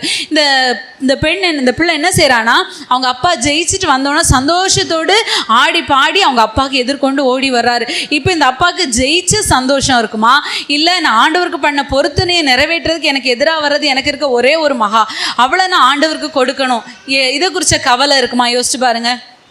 ஒரு பெரிய இக்கட்டான ஒரு சூழ்நிலை. ஆனால் இந்த சூழ்நிலையில் எப்தா கர்த்தருக்கு பண்ணின பொருத்தனை விட்டு வழுவாதபடி கர்த்தர் எப்தாவை பாதுகாத்தார். அல்லேலூயா. நம்முடைய வாழ்க்கையிலும் நம்ம பாருங்க, கர்த்தருக்கு அநேக காரியங்களை பொருத்தனை பண்றோம். சிலதை நம்ம நிறைவேற்றோம், சிலதை நிறைவேற்ற மறந்துடுறோம், சிலதை நிறைவேற்ற தவறிடுறோம். மறக்கிறதுக்கும் தவறுறதுக்கும் வித்தியாசம் இருக்கு. மறக்கிறது நம்ம தெரியாம செய்யறோம், தவறுறது நம்ம தெரிஞ்சே செய்கிறது. ஆனா நம்ம என்ன செய்யக்கூடாது, அப்படி செய்யக்கூடாது. கர்த்தருக்கு நம்ம வாயை திறந்து சொன்ன வார்த்தையை நிச்சயமாய் நம்ம என்ன செய்யணும், நிறைவேற்ற வேண்டியது அவசியமாய் காணப்படுகிறது. இந்த எப்தா பாருங்க, தன்னுடைய மகளை கர்த்தருக்காக என்ன செஞ்சிட்டாரு, அவங்கள நரபலி கொடுக்குற அனுபவம் கிடையாது. அதனால என்ன செய்வாங்கன்னா, அவங்க அந்த பெண்ணை திருமணம் ஆகாமலே என்ன செய்தாங்க, அப்படியே வாழ்ந்து தன் கன்னிமையை கர்த்தருக்காக கொடுக்கக்கூடியவங்களாய் அந்த மகள் காணப்பட்டாங்க. ஏன்னா தன் தகப்பன் பண்ண பொருத்தனை பாருங்க. இப்போ நம்ம என்ன செய்வோம்னா, கர்த்தருக்கு நம்ம ஒரு பொருத்தனை பண்ணுவோம். இசபா நீங்கள் எனக்கு சோகத்தை தந்தீங்கன்னா நான் சாட்சி சொல்லுவேன். ஆண்டவர் நமக்கு சோகத்தை தந்துடுவார். பின்ன சாட்சி சொல்லதுக்கு சண்டே வந்தோடனே என்ன இருக்கும், எலும்பி சாட்சி சொல்லதுக்கு வெக்கமாக இருக்கும். என்ன செய்ய மாட்டோம், சொல்ல மாட்டோம். அப்புறம் மறுபடியும் ஆண்டவர் ஒரு ஐடியை தந்த உடனே, ஐயோ நான் அன்னைக்கு இசபாட்ட இப்படி சொன்னேன், நான் இசபா சோகத்தை தந்தாங்க, நான் அப்புறம் செய்யலை, இசபா எனக்கு மறுபடியும் ஒரு சிக்ஷையை தந்தாங்க, நான் இசபா என்னை மன்னிச்சிருங்க, நான் மறுபடியும் கேட்டு இப்போ சாட்சி சொல்கிறேன்னு சொல்லிட்டு சாட்சி சொல்லிட்டு உட்காருவோம். சிலர் என்ன சொல்லுவோம், ஆண்டவரே நீங்கள் எனக்கு இந்த காரியத்தை செஞ்சீங்கன்னா நான் இவ்வளோ காணிக்க கொடுப்பேன் இசபா, அதை நம்ம நிறைவேற்றிடுவோம். சில வேளையில் சொல்லுவோம், இசபா நீங்கள் எனக்கு இதை செஞ்சீங்கன்னா நான் இந்த காரியத்தை செய்வேன். அப்படி அநேக காரியங்களை பொருத்தப்பட வரும். பொருத்தனைங்கிறது சாட்சி மட்டும்தான், இல்லை காணிக்க மட்டும்தான், அப்படி கிடையாது. அநேக விஷயங்களில் பொருத்தனை இருக்குது. பாருங்கள், எலியாவை நம்ம எடுத்துக்கிட்டோன்னா, எலியா யோவான் ஸ்நானன் இவங்க ரெண்டு பேருமே என்ன செஞ்சாங்கன்னா, அவங்களோட வஸ்திரத்தில் ஒரு பிரதிஷ்டையின் அனுபவம் உடையவங்களாக காணப்பட்டாங்க. பாருங்கள், அநேகர் இப்போ ஒயிட் ட்ரெஸ் போடுறாங்க. ஒயிட் ட்ரெஸ் எப்படி போடுறாங்கன்னு சொன்னால், சிலர் கடமைக்காக போடுறாங்க, சிலர் எல்லாரும் போடுறாங்க, நம்ம போடணும்னு போடுறாங்க. ஆனால் ஒரு சின்ன கூட்டம் இருக்காங்க, ஆண்டவரே நீங்கள் வாழ்க்கையில் இந்த காரியத்தை செஞ்சீங்கன்னா நான் இதுக்கு பிறகு நான் கலர் ட்ரெஸ் போட மாட்டேன் இசபா, ஒயிட் ட்ரெஸ் போடுவேன் இசபா அப்படின்னு சொல்லி பொருத்தனை பண்ணி ஒயிட் ட்ரெஸ் போடுறவங்களும் இருக்காங்க. பாருங்க, அப்படி அநேக காரியங்களை இப்போ நகை கடத்துற விஷயம் கூட என்ன செய்வாங்க, பொருத்தனை பண்ணி என்ன செய்வாங்க, நகை கடத்துவாங்க. நேற்றுக்கு ஒரு சின்ன சாட்சி நான் கேட்டேன். அந்த சாட்சியில் ஒரு ஹிந்து ஃபேமிலி, அவங்க பல்லடம், திருப்பூர் பக்கத்தில் பல்லடம்ங்கிற இடத்துல வாழ்ந்துட்டுருக்காங்க. அவங்க ஹிந்து ஃபேமிலி. அவங்க ஃபேமிலியில் சமாதானமே இல்லை. அவங்க அப்பா ஈபியில் வேலை பார்க்குறாங்க. கூட்டு குடும்பம், குடும்பத்தில் சமாதானம் சந்தோஷம் எதுவுமே கிடையாது. ஆனால் பணம், வருமானம், எல்லாம் வசதியெல்லாம் இருக்குது. ஆனால் என்னதில் சமாதானமே இல்லை. அவங்க அப்பா குடிச்சிட்டு வீட்டில் அடிக்கிறது, அப்படி இல்லாட்டாலும் ஏதாவது ஒரு சூழ்நிலையினால சமாதானமே இல்லாமல் வாழ்கிறாங்க. அதுக்காக அவங்க அநேக தெய்வங்களுக்கு என்ன செய்தாங்களாம், நிறைய பொருத்தனை பண்ணி இதெல்லாம் செஞ்சு பார்க்குறாங்க. ஆனால் அவங்க குடும்பத்தில் சமாதானம் வரல. ஒரு நாள் அவங்க அந்த அம்மா என்ன செய்கிறாங்க, குழு கூட தலைவியாக இருந்தாங்களாம். அப்போ அந்த குழுவில் இருந்த ஒரு சகோதரி சொல்கிறாங்க, நீங்கள் எவ்வளவோ செஞ்சிட்டீங்க, உங்களுக்கு சந்தோஷம் சமாதானம், உங்கள் குடும்பத்தில் ஒரு நல்ல ஒரு இதே இல்லை. ஒரே ஒரு நாள் ஒரு பாஸ்டர் இருக்கார், அந்த பாஸ்டர் கூப்பிட்டு உங்கள் வீட்டில் ஜோம் பண்ணுங்க, உங்கள் வீட்டில் நல்லது நடந்தால் நீங்கள் இயேசுவை பின்பற்றுங்க, இல்லையா நீங்கள் விட்டுருங்க அப்படின்னு சொல்லியிருக்காங்க. சரி, இவங்க நினச்சிருக்காங்க எவ்வளவோ நம்ம செஞ்சுட்டோம், ஒரு ஜெபம் பண்ணுறதுக்கு தானே ஒரு பாஸ்டர் கூப்பிட்டு ஜோம் சரி பண்ணிக்கலாம்னு சொல்லிட்டு ஒரு பாஸ்டர் கூப்பிட்டு ஜோம் பண்ணுறாங்க. ஜோம் பண்ணோடனே அந்த வீட்டில் பார்த்தீங்கன்னா அந்த சூழ்நிலை கொஞ்சம் கொஞ்சமாக மாறுது, பிரச்சனைகள் வருது. பிரச்சனை வந்தப்போ என்ன செஞ்சாங்கன்னா, அதே பாஸ்டர் கூப்பிட்டு சொல்கிறாங்க, நீங்கள் அன்னைக்கு ஜோம் பண்ணிட்டு போனீங்க, இப்போ இப்படியெல்லாம் பிரச்சனை இருக்குது, இதுக்கெல்லாம் நாங்கள் என்ன செய்ய. அப்போ அவங்க என்ன செய்கிறாங்க, ஆலோசனை கொடுத்து ஜெபம் பண்ணுறாங்க. அந்த ஃபேமிலியுடைய சூழ்நிலை அப்படியே மாறுது. ஒரு நல்ல சந்தோஷம் சமாதானம் அந்த குடும்பத்தில் உண்டாகுது. இந்த தகப்பனார் ரட்சிக்கப்படுறாங்க. அவர் ஒரு நாளைக்கு 2 பாக்கெட் சிகரெட் பிடிப்பார், அப்படி ஒரு செயின் ஸ்மோக்கர். அவருடைய வாழ்க்கையில் ஒரு பெரிய ரட்சிப்பின் அனுபவம் உண்டாகுது. இப்படி அவங்க ஃபேமிலி நல்ல முறைக்கு ரன் ஆகிட்டு இருக்கும்போது ஒரு நாள் இந்த தகப்பனார் போஸ்ட்ல ஏறி, ஈபியில் வேலை, போஸ்ட்ல ஏறி ஒரு வேலை பண்ணிட்டு இருக்கும்போது போஸ்ட்லேருந்து கீழே விழுந்து அவங்களுடைய முதுகு தண்டில் பயங்கரமான காயம் ஏற்பட்டுட்டு உடனே ஹாஸ்பிட்டல் கொண்டு போகிறாங்க. ஹாஸ்பிட்டல் கொண்டு போனால் ஹாஸ்பிட்டலில் டாக்டர் சொல்கிறாங்க, இது ரொம்ப கிரிட்டிக்கலான ஸ்டேஜ், இவங்க உயிர் பிழைப்பாங்களானே சொல்ல முடியாது, ஸ்பைனலில் ரொம்ப அடிபட்டிருக்கு, அதனால் நீங்கள் இவரை கோயம்புத்தூருக்கு பெரிய ஹாஸ்பிட்டல் கொண்டு போங்கன்னு சொல்லிட்டு ஆம்புலன்ஸில் ஏற்றி அனுப்பிட்டாங்க. இப்போ இந்த தாயார் ஜோம் பண்ணுறாங்க, ஆண்டவரே எப்படியாவது என் கணவனாருக்கு உயிரை தாங்க, என் கணவனார் இல்லாமல் என்னால் வாழவே முடியாது இயேசப்பா, நான் 2 பிள்ளைங்களை வச்சுட்டு என்ன செய்வேன் அப்படின்னு சொல்லிட்டு கண்ணீரோடு ஜோம் பண்ணுறாங்க. ஜோம் பண்ணிட்டு என்ன செஞ்சுருக்காங்கன்னா, காதில் 4 அடுக்காக கம்மல் போட்டிருப்பாங்களாம், தாலி செயின் அப்படி நிறைய நகையெல்லாம் அவங்க போட்டிருந்தாங்களாம்.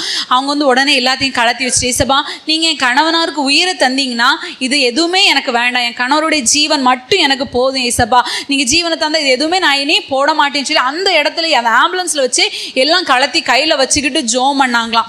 அற்புதம் என்னென்னா, அவங்க அந்த ஆம்புலன்ஸ் கோயம்புத்தூரில் அந்த பெரிய ஹாஸ்பிட்டலில் போய் இறங்கும் போது இவரை தூக்கிட்டு போகிறதுக்காக ஸ்ட்ரக்சர் கொண்டு வராங்க. ஏன்னா ஸ்பைனல், இவரால் எழும்ப முடியாது, இவர் கோமா ஸ்டேஜுக்கு போயிட்டாரு, இவரால் எதுவுமே செய்ய முடியாதுங்கிற சூழ்நிலை.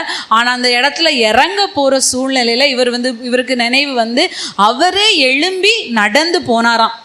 அங்கே டாக்டர் பார்த்துக்கிட்டு ஒரு 1000 ரூபாய்க்கு ஒரு பெல்ட் மட்டும் நீங்கள் போட்டால் போதும், வேறு எந்த பிரச்சனையும் உங்களுக்கு இல்லை, உங்களுக்கு வேறு எந்த ஃபால்ட்டும் இல்லை அப்படின்னு சொல்லி அனுப்புனாங்களாம். பாருங்கள், அந்த தாயாருடைய அந்த பொருத்தனை அவங்க அந்த இடத்துல நிறைவேற்றினாங்க பாருங்கள். அதனால் அந்த மனுஷனுடைய ஜீவன் திரும்ப கொடுக்கப்பட்டது. பாருங்கள், நாமும் கூட நம்ம ஆண்டவருக்காக சில காரியங்களை நம்ம என்ன செய்யணும், பிரதிஷ்டை பண்ணணும், பொருத்தனை பண்ணி நம்ம அதை விடணும். அப்படி நம்ம செய்யும்போது நம்முடைய வாழ்க்கையில் அநேக அற்புதங்கள் நடக்கக்கூடியதாக காணப்படும். பார்த்தீங்கன்னா என்னுடைய லைஃப்பில் நல்ல ஒரு சாட்சி. எங்கள் அப்பாவுக்கு வந்து நான் வந்து 10th படிச்சுட்டு இருக்கும்போது எங்கள் அப்பாவுக்கு வந்து அவங்க ரொம்ப குடிச்சு, ஏற்கனவே ஆக்சிடெண்ட் ஆயிருந்து, அப்புறம் அவங்க குடிச்சு ஒரு நாள் வந்து அன்கான்ஷியஸ் ஆகிட்டாங்க. ஹாஸ்பிட்டல் கொண்டு போனால் டாக்டர் சொல்லிட்டாங்க, அவங்க வந்து பிரெயின் பக்கத்தில் வந்து ரத்த கட்டி இருக்குது, அந்த டியூமர் வந்து உடஞ்சி ஃபுல்லாக ரத்தம்லாம் ப்ளீட் ஆகிட்டு இருக்கு தலைக்குள்ளேயே, அதனால தான் அவங்க இப்படி கான்ஷியஸ் இல்லாமல் இருக்காங்க, உடனே ஆப்ரேஷன் பண்ணணும். அப்போ அன்னைக்கு நாங்கள் வந்து எங்களுக்கு ரொம்ப கஷ்டமான ஒரு சூழ்நிலை. நான், என் தங்கச்சி, எங்கள் சித்தியோட 2 பிள்ளைங்க, நாங்கள் 4 பேரும் அந்த ஹாஸ்பிட்டலில் இருந்துகிட்டே கையை தூக்கிட்டு ஜோம் பண்ணோம், ஏசப்பா எங்கள் அப்பாவுக்கு ஜீவனை திரும்பி தாங்க ஏசப்பா அப்படின்னு சொல்லிட்டு. அப்போது நான் வந்து ஒரு பொருத்தனை பண்ணேன், ஏசப்பா நீங்கள் எங்கள் அப்பாவுக்கு ஜீவனை கொடுத்தீங்கன்னா நான் வந்து நகை கலத்தி ஞானஸ்தானம் எடுப்பேன். அது வரைக்கும் நான் ஞானஸ்தானம் எடுக்கலை, ஏன்னா நம்ம சர்ச்சில் போனோன்னா நகை கலத்தினா தான் ஞானஸ்தானம் தருவாங்க. இப்போது நகை கலத்துறதுக்குரிய விருப்பம் கிடையாது. நான் அப்போ சொல்கிறேன், ஏசப்பா எங்கள் அப்பாவுக்கு நீங்கள் ஜீவனை தந்தீங்கன்னா நான் கண்டிப்பாக ஞானஸ்தானம் எடுப்பேன் ஏசப்பா. ஞானஸ்தானம்னு சொல்லும்போது அதில் நகை கலத்துற ஒரு சூழ்நிலை இருக்குது. நான் ஞானஸ்தானம் எடுப்பேன் ஏசப்பா அப்படின்னு சொல்லிட்டு நான் ஜோம் பண்ணுறேன். ஆனால் நான் அப்படி ஜோம் பண்ணது எங்கள் வீட்டில் யாருக்குமே தெரியாது. அப்புறம் ஏசப்பா எங்கள் அப்பாவுக்கு ஜீவனை கொடுத்தாங்க. அந்த கிரிட்டிக்கலான சூழ்நிலை, டாக்டர் கஷ்டம்னு சொன்னாங்க, ஆனால் ஏசப்பா எங்கள் அப்பாவுக்கு ஜீவனை திரும்பி கொடுத்தாங்க. எங்கள் அப்பாவும் வந்து சுகமாகி வீட்டுக்கு வந்தாங்க. வீட்டுக்கு வந்த பிற்பாடு நான் வந்து எப்படி இதை நகை கலத்தணும் அப்படி சொல்கிறது எனக்கு ரொம்ப பயம். நான் எங்கள் வீட்டில் யார்ட்டையுமே சொல்லவும் இல்லை, எதுவும் ஞானஸ்தானத்துக்கும் நான் பிரதர்கிட்ட யார்ட்டையுமே எதுவுமே சொல்லலை, எனக்குள்ளே நான் அப்படியே இருந்துட்டு இருந்தேன். அப்புறம் அந்த மாதம் இது மே மாதம் நடந்தது. அக்டோபர் மாதம் சர்ச்சில் கன்வென்ஷன். அது வரைக்கும் நான் வந்து என் இருதயத்தை கடினப்படுத்திட்டே இருந்தேன், பண்ணின பொறுத்தனையில் நான் உண்மை இல்லாமல் இருந்தேன். கன்வென்ஷன் வந்தது, அந்த கன்வென்ஷனில் பிரசங்கம் பண்ணாங்க. அந்த கன்வென்ஷனில் பண்ண பிரசங்கம் எதுவுமே என் மனசில், என் இருதயத்துக்குள்ளே போகவே இல்லை. ஏன்னா ஆவியானவர் என்னோடு இடைப்பட்டு கொண்டே இருந்தார். நான் அதுக்கு முன்னாடி அபிஷேகம் பெற்றுட்டேன், ஆவியானவர் என்னோடு இடைப்பட்டு கொண்டே இருந்தாங்க. நீ வந்து உனக்கு இது தேவையா, நீ என்னை பொருத்தனை பண்ணலை, நீ ஏன் உனக்கு இது தேவையில்லை, உனக்கு இதெல்லாம் ஒரு அலங்காரம், இந்த அலங்காரம் உனக்கு தேவையா, நானே உனக்கு அலங்காரமாக இருக்கிறேன்னு சொல்லி பல காரியங்களை என்கிட்ட பேசிக்கிட்டே இருந்தாங்க. முதல்ல நான் என் இருதயத்தை கடினப்படுத்தினேன், வீட்டில் வந்து சொன்னேன், கொஞ்சம் எதிர்ப்பான சூழ்நிலை. ரெண்டாவது நாள் ஆண்டவர் என்கிட்ட பேசுகிறாங்க. நான் வீட்டில் வந்து சொல்லவே இல்லை, ஏன்னா இங்கே வந்து சொன்னாலும் என்ன பிரச்சனை தான், ஆனால் நான் சொல்லவே இல்லை, என் இருதயத்தை கடினப்படுத்திட்டு இருந்துட்டேன். 3வது நாள் இசப்பா என் கூட பேசிக்கிட்டே இருக்கிறாங்க. ஆனால் வந்து என்னால் வந்து என்ன செய்ய முடியலன்னா, ஆண்டவரை நான் எப்படி இதை செஞ்சுட்டு இந்த சூழ்நிலை எப்படி இருக்குமா எனக்கு தெரியலையே அப்படின்னு சொல்லி நான் இருதயத்தை கடினப்படுத்திட்டேன். நான் அந்த ஆராதனை முடிய போகிற சூழ்நிலை, ஆவியானவர் என்ன செஞ்சாங்கன்னு தெரியல. நான் அந்த ஆராதனை எல்லாமே கழட்டி வச்சுட்டு நான் ஞானஸ்தான சத்தியத்துக்கு நான் ஒப்பு கொடுத்தேன். எனக்கு அதுக்கு பிற்பாடு அந்த மாதத்தில் கடைசியில் எனக்கு வந்து ஞானஸ்தானம் கூட கொடுத்தாங்க.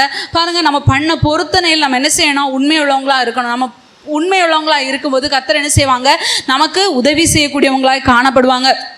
நாமும் கூட கர்த்தருக்காக நம்மளால் இயன்ற பொறுத்தனை நம்ம செய்யணும். பாருங்கள், நசரேய விரதம் சொல்லி ஒரு பிரதிஷ்டை இருக்குது. பாருங்கள், முடியை வந்து என்ன செஞ்சாங்க, நீளமாக வளர்த்தாங்க. யாருன்னு சொல்லி பார்த்தோன்னா சிம்சோன் எடுத்துக்கிட்டிங்கன்னா அவருடைய பலன் எது தான், அந்த தலைமுடி தான். அவருக்கு ஆகாரத்தில் கூட ஆண்டவர் பிரதிஷ்டை வச்சுருந்தாரு. நீ என்ன செய்யக்கூடாது, திராட்சை ரசம் குடிக்கக்கூடாது. அவர் இல்லை, அவங்க அம்மாவுடைய வயிற்றில் இருக்கும்போது அவங்க அம்மா கூட என்ன செய்யக்கூடாது, குடிக்கக்கூடாது, சில காரியங்களை சாப்பிடக்கூடாது அப்படின்னு சொல்லி அவங்களோட அம்மாவுக்கே ஆண்டவர் என்ன செஞ்சாங்க, சில நிபந்தனைகளை கொடுத்தாங்க. அந்த சிம்சோனு கூட அதே பொறுத்தனை அனுபவத்தில் என்ன செய்தார், வளர்க்கப்பட்டார். பாருங்க, இவங்க வந்து என்ன செஞ்சாங்க, ஒட்டக மயிருடையை யார் தரிச்சாங்க, யோவான் ஸ்நானனும் எலியாவும் வந்து ஒட்டக மயிருடையை கர்த்தருக்காக என்ன செய்தாங்க, தரிக்கக்கூடியவங்களாக காணப்படாங்க. அதை அவங்களை அடையாளப்படுத்துவதற்கு ஏற்ற விதத்தில் காணப்படுது. போல நம்ம பண்ணுகிற பிரதிஷ்டைகள், கர்த்தருக்காக பண்ணுகிற பொருத்தனைகள், தீர்மானங்களை நம்ம நிறைவேற்றும் போது நம்மக்கிட்ட இருந்து என்ன செய்யும், ஒரு வல்லமை புறப்படக்கூடியதாய் காணப்படும். பாருங்க, தானியேலும் அவனோடு கூட இந்த வாலிபர்களும் கூட என்ன செய்தாங்க, ராஜ போஜனத்தை புசியாதபடி பொருத்தனை பண்ணி வாழ்ந்தாங்க. அதனால என்ன செஞ்சாங்க, அங்கே இருந்து எல்லாரை விடவும் அவங்க என்ன செய்தாங்க, கர்த்தரால் உயர்த்தப்படக்கூடியவங்களாய் காணப்பட்டாங்க. இப்போ கன்னியாகுமரியில் ஒரு சிஸ்டர் இருக்காங்க, அவங்க வந்து கர்த்தர்கிட்ட ஒரு பொருத்தனை பண்ணியிருக்காங்க. இசபா நான் ஏதோ ஒரு சம்திங் ஏதோ ஒரு காரியத்துக்காக பொருத்தனை பண்ணியிருக்காங்க. என்ன பொருத்தனைனா, சர்ச்சில் உள்ள சமையல்லாம் என்ன செய்வேன், நான் வந்து செய்வேன் ஏசப்பா அப்படின்னு சொல்லி பொருத்தனை பண்ணி இன்றைக்கு வரைக்கும் அவங்க என்ன செய்கிறாங்கன்னா, புதன்கிழமை ஃபாஸ்டிங் பிறகு அங்கே சாப்பாடு உண்டு. டெய்லி எல்லா புதன்கிழமை என்ன செய்வாங்களாம், அவங்களும் இன்னொரு ஆன்ட்டியும் சேர்ந்து என்ன செய்வாங்க, அங்கே போய் அந்த சமையலை செய்வாங்க. அது அவங்க கர்த்தரிடத்தில் பொருத்தனை பண்ணி செய்கிற ஒரு காரியமாய் காணப்படுகிறது. பாருங்கள், நாமும் கூட கர்த்தரால் நமக்கு செய்ய இயன்ற காரியத்தை என்ன செய்யணும், கர்த்தருக்காக ஒரு பணிவிட செய்கிறது. நம்ம கர்த்தருக்காக வந்து சின்ன சின்ன காரியங்களை நம்ம செய்யலாம். பொருத்தனை பண்ணி ஏசப்பா நான் வந்து வாரந்தோறும் வந்து சர்ச்சில் க்ளீன் பண்ண உதவி செய்வேன், நான் வாரந்தோறும் சமையலுக்கு ஹெல்ப் பண்ணுவேன், நான் வாரந்தோறும் இந்த காரியத்தை செய்வேன். நம்ம பெரிய பெரிய காரியங்களை நம்மளால் செய்ய முடியாது. ஆனால் சின்ன சின்ன காரியங்கள் நம்ம என்ன செய்யலாம், ஆண்டவரே நீங்கள் எனக்கு இந்த காரியத்தை செஞ்சீங்கன்னா இதை நான் செய்வேன் ஏசப்பா, என்னுடைய கடன் மாறதுக்கு எனக்கு உதவி செய்யுங்க, நான் இந்த காரியத்தை செய்கிறேன். நான் எல்லா உபவாச ஜபத்துக்கும் போவேன் ஏசப்பா, என் கடன் மாற உதவி செய்யுங்க. நான் எல்லா ஜபத்துக்கும் போவேன் ஏசப்பா, என் வியாதி மாற உதவி செய்யுங்க. நான் எல்லா கர்த்தருடைய காரியங்களே நான் முதலிடம் கொடுக்குறேன் ஏசப்பா. ஆண்டவரே எனக்கு இந்த காரியத்தில் எனக்கு உதவி செய்யுங்க, என் பிள்ளைக்கு ஞானத்தை கொடுங்க, என் கணவனாரை ரட்சிங்க. இப்படி நம்ம சின்ன சின்ன காரியங்களை நம்ம கர்த்தருக்காக நம்ம பொருத்தனை பண்ணி செய்யும்போது நம்முடைய வாழ்க்கை ரொம்ப ஆசீர்வதிக்கப்பட்டதாக காணப்படும். பாருங்கள், நம்ம பண்ணின பொருத்தனையில் என்ன செய்யக்கூடாது, சொல் தவறாமல் நம்ம வாயிலிருந்து புறப்பட்ட வாக்கின்படி செய்கிறதுக்கு என்ன செய்யணும், ஜாக்கிரதையாக இருக்கணும்னு என்னாகமத்தில் சொல்லப்பட்டிருக்கு. நம்ம உபாகமம் 23:21 வாசித்தோம்னா, பண்ணின பொருத்தனை செலுத்த நம்ம என்ன செய்யக்கூடாது, தாமதிக்கக்கூடாது. அப்படி தாமதித்தால் அது பாவமாய் காணப்படும். வாசிங்க உபாகமம் 23:21. நீ உன் தேவனாகிய கர்த்தருக்கு பொருத்தனை பண்ணியிருந்தால் அதை செலுத்த தாமதம் செய்யாதே, உன் தேவனாகிய கர்த்தர் அதை நிச்சயமாய் உன் கையில் கேட்பார், அது உனக்கு பாவமாகும். பார்த்தீங்களா, பண்ணின பொருத்தனை செய்ய என்ன செய்யக்கூடாது, தாமதிக்க கூடாது. அதற்கு பிற்பாடு இன்னொரு காரியம் இருக்கு. நீதிமொழிகள் 20:25 வாசித்தோம்னா, நம்ம பொருத்தனை பண்ணின பிற்பாடு யோசிக்க கூடாது, அது கண்ணியா காணப்படும். அவசரப்பட்டு என்ன செய்யறோம், பொருத்தனை பண்ணிடுவோம். இப்போ ஒரு பொருள் காணாம போயிடுச்சுன்னு வைங்களேன், ஒரு முக்கியமான ஒரு பொருள் காணாம போயிடுச்சு, ஆண்டவரே இது கிடச்சுன்னா நான் ஆண்டவருக்கு இதை செய்வேன் அப்படின்னு டக்குன்னு நம்ம யோசிக்காம பொருத்தனை பண்ணிடுவோம். அப்புறம் அந்த பொருள் கிடச்சோன்னு நினைப்போம், ஐயோ நான் தெரியாமல் சொல்லிட்டேனோ, இதை விட நம்ம பண்ண பொருத்தனைக்குடைய வேல்யூ வந்து கூடுதலாக இருக்கே, தெரியாமல் பொருத்தனை பண்ணிட்டேனோ அப்படின்னு சொல்லி நம்ம யோசிப்போம்னா அது நமக்கு என்னவா காணப்படும், கண்ணியாய் காணப்படும் என்று வேதம் நமக்கு சொல்லித்தருது. பிரசங்கி 5:4-6 வரை வாசித்தோம். பிரசங்கின் புஸ்தகம் 5வது அதிகாரம் 4-6 வாசிங்க. நீ தேவனுக்கு ஒரு பொருத்தனை பண்ணிக்கொண்டால் அதை செலுத்த தாமதியாதே, அவர் மூடலில் பிரியப்படுகிறதில்லை. நீ நேர்ந்து கொண்டதை செய், நீ நேர்ந்து கொண்டதை செய்யாமற் போவதை பார்க்கிலும் நேர்ந்து கொள்ளாதிருப்பதே நலம். உன் மாம்சத்தை பாவத்துக்குள்ளாக்க உன் வாய்க்கு இடம் கொடாதே, அது புத்தி பிசையினால் செய்தது என்று தூதனுக்கு முன் சொல்லாதே. தேவன் உன் வார்த்தைகளினாலே கோபம் கொண்டு உன் கைகளின் கிரியை அழிப்பானேன். பார்த்தீங்களா, தேவனுக்கு ஒரு பொருத்தனை பண்ணினா அது என்ன செய்யக்கூடாது, செய்ய தாமதிக்க கூடாது, நேர்த்து கொண்டதை நம்ம செய்ய வேண்டும். பார்த்தீங்கன்னா இப்போ உலகத்தாரான ஜனங்களெல்லாம் பார்த்தீங்க, அவங்களாம் பண்ணுற பொருத்தனைக்கெலாம் நம்மலாம் வந்து ரொம்ப கஷ்டம். அவங்களாம் பண்ணுறதெல்லாம் அப்படி தங்களுடைய சரீரத்தை ஒருத்தி என்ன செய்கிறாங்க, நேச்ச அப்படின்னு சொல்லிட்டு என்ன செய்வாங்க. நம்ம அந்த அளவுக்குலாம் ஒன்றும் செய்ய வேண்டாம். ஆனால் நம்மளால் இயன்ற காரியங்கள் அதை செஞ்சுட்டு அதில் உண்மையாக இருக்கணும். அதை நம்ம ஒரு வாட்டி நம்ம வாயை திறந்து ஆண்டவருக்கு சொல்லிட்டோன்னா அதை செய்கிறதுக்கு நம்ம என்ன செய்யணும், ஜாக்கிரதையாக இருக்கணும். அதை விட்டுக்கிட்டு நான் என் புத்தி பசுனால இப்படி சொல்லிட்டேனே அப்படின்னு சொல்லி நம்ம சொல்லுவோமானா ஒரு நாள் நிச்சயமாய் கண்ணியாய் மாறும். பாருங்க, இந்த எப்தா பண்ணின பொருத்தனை தனக்கு இருந்த ஒரே மகா தான், அந்த ஒரு மகளை தான் என்ன செய்தாரு, பண்ணின பொருத்தனைப்படி ஆண்டவருக்கு கொடுத்துட்டாரு. இந்த எப்தா மரிக்கும் போது சந்ததி இல்லாதவனாக தான் அந்த எப்தா மரித்தார். ஆனா பாருங்க, அவருக்கு ஒரு சந்ததி இருந்திருந்தா கூட எப்தாக்கு மகன், பேர பையன், பேர பிள்ளை, அவனுடைய எப்தாவுடைய ஜென்ரேஷன் அப்படின்னு சொல்லி ஒரு குறிப்பிட்ட காலத்தோடு முடிஞ்சிருக்கும். ஆனால் இன்னைக்கு வரைக்கும் இந்த எப்தா சொல்லப்பட சந்ததி இல்லாமல் தான் மறிச்சாங்க. ஆனால் அந்த எப்தாவுடைய பெயர் இன்னைக்கும் சொல்லப்படுதுன்னா அவர் பண்ணின பிரதிஷ்டையில், அவர் பண்ண தீர்மானத்தில், பொருத்தனையில் அவர் உண்மையுள்ளவராய் காணப்பட்டதுனால தான் இன்னைக்கு வரைக்கும் இந்த எப்தாவின் பெயர் சொல்லப்படுகிறது. கர்த்தர் இப்படி வலுவாதபடி எப்தாவை காக்கக்கூடிய தேவனாய் காணப்பட்டார். 4வதா பார்த்தோம்னா, கர்த்தர் வந்து கர்த்தர் மேல உள்ள விசுவாசத்துல வழுவி விடாதபடிக்கு கர்த்தர் பாதுகாக்கக்கூடியவராய் காணப்படுறாங்க. பாருங்க, விசுவாசத்தை குறித்து நம்ம நிறைய கேட்டிருக்கோம். நம்ம வந்து தேவனுக்கு மேல உள்ள விசுவாசம் நம்ம என்ன செய்யணும்? உறுதியாய் நம்ம காணப்பட வேண்டும். மத்தேயு மார்க் புஸ்தகம் 10வது அதிகாரம் 46ல 52 வரை வாசித்தோம்னா, மார்க் புஸ்தகத்துல சொல்லப்பட்டிருக்கு, பத்திமேயும் அப்படின்னு சொல்லிட்டு ஒரு குருடன் இருந்தாரு. அந்த குருடன் எரியோக்கு போற வழியில இருந்தாங்க. இவர் வந்து அநேக நாள் ஏசபா குறித்து கேள்விப்பட்டிருக்காங்க. ஏசபா அற்புதம் செய்வாங்க, அதிசயங்களை செய்வாங்கன்னு கேள்விப்பட்டிருக்காங்க. ஆனா ஒரு நாள் ஏசப்பா அந்த பாதையில் நடந்து போறாங்கன்னு கேள்விப்பட்ட உடனே கூப்பிடுறாரு, தாவீதின் குமாரனே எனக்கு இறங்கும். உடனே பாருங்க, பக்கத்துல இருந்தவங்களாம் பயங்கர கூட்டம். அந்த ஜனங்களை என்ன செய்யறாங்க? இந்த குருடன் என்ன செய்யறாங்க? கடிந்து கொள்றாங்க. நீ வந்து சத்தம் போடாம அமைதியாயிரு அப்படின்னு. மறுபடியும் இந்த பதிமை இந்த குருடன் என்ன செய்யறாரு பார்த்தீங்கன்னா, இன்னும் சத்தமா, உரத்த சத்தமா, தாவீதின் குமாரனே எனக்கு இறங்கும்னு கூப்பிடுறாரு. பாருங்க, இப்போ ஏசப்பா நின்று அந்த மனுஷனை கூப்பிட்டு நான் உனக்கு என்ன செய்யணும்னு கேட்டு இந்த மனுஷனுக்கு சுகத்தை கொடுக்குறாங்க. இப்போ பாருங்க, இந்த மனுஷனுக்குள்ள இருந்தது என்ன? இயேசு கிறிஸ்து சுகமாக்குகிற தேவன் அப்படிங்கிற ஒரு வார்த்தை கேட்டது மட்டும் இல்ல, எனக்கு பார்வை தர இயேசு கிறிஸ்துவால முடியும் அப்படிங்கிற ஒரு விசுவாசம் இந்த மனுஷனுக்குள்ள காணப்பட்டது. பாருங்க, அதனாலதான் மனுஷங்க இவனை தடை பண்ணின போது இந்த மனுஷன் என்ன செய்யல? அமைதியா இருக்கல. இப்ப நம்ம வந்து இசபா கிட்ட ஜோம் பண்றோம், இசபா எனக்கு செய்யுங்க. யாரோ ஒருத்தவங்க வந்து நம்ம கிட்ட சொல்றாங்க, நீ எல்லாம் கேட்டு இசபா செய்ய போறாங்களா? நீ எல்லாம் இதை கேட்டு இசபா உனக்கு இதை தருவாங்களா? சுகம் கிடைக்குமா? கண்ணு தெரியாதவங்களுக்கு எங்கேயாவது கண்ணு தெரிஞ்சிருக்கா? கஷ்டம், வாழ்க்கை முழுசும் இப்படி தான் இருக்கணும் அப்படின்னு சொல்லி நம்மளை அதைரியப்படுத்திட்டு போயிடுவாங்க. உடனே நம்ம என்ன செய்திருவோம்? மூடிக்கிட்டு நமக்கு இது தேவையே இல்லை, இது நடக்கவே செய்யாது, சுகமே கிடைக்காது, அற்புதமே நடக்கான்னு செய்து என்ன செய்திருவோம்?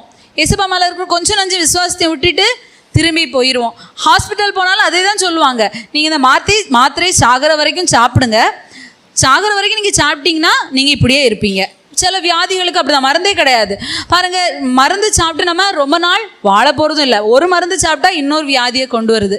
அதுக்கு நம்ம இருக்கிற ஒன்னோடி தேவனை நம்பி சுகம் ஆனா ஆகுது, இல்லைன்னா இல்லைன்னு சொல்லிட்டு கூட நம்ம என்ன செய்தலாம்? வாழ்ந்துட்டு போயிடலாம். பாருங்க, சுகர்னு மருந்து எடுக்காங்க. சுகருக்கு மருந்து எடுத்தா என்ன செய்திடும்? கிட்னி ஃபெயிலியர் ஆயிருமா.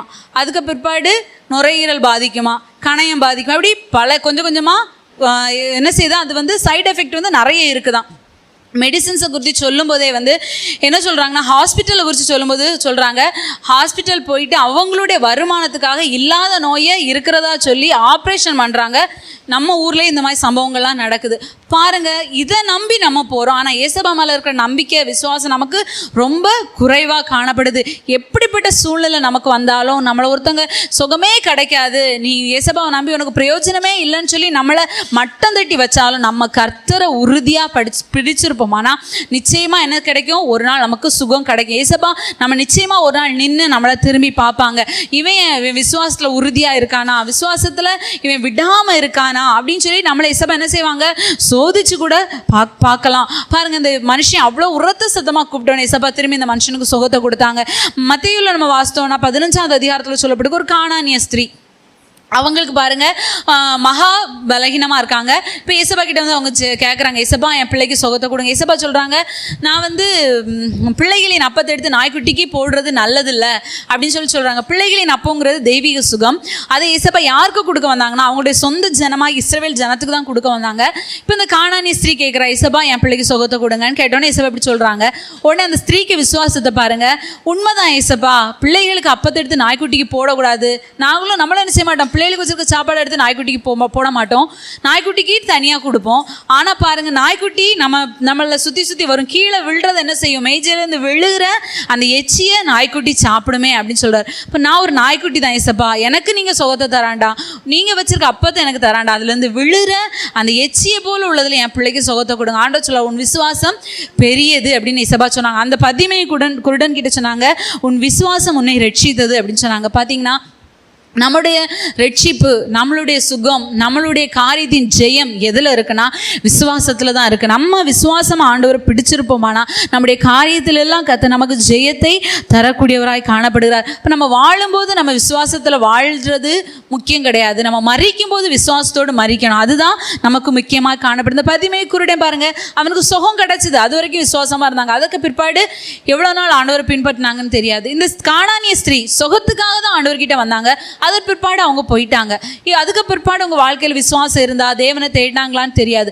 நம்முடைய வாழ்க்கையில் நம்ம வாழ்கிற நாட்களில் நம்ம எப்படி வாழ்கிறோமோ இல்லையோ, நம்ம மரிக்கும் போது விசுவாசத்தோடு மரிக்கணும்.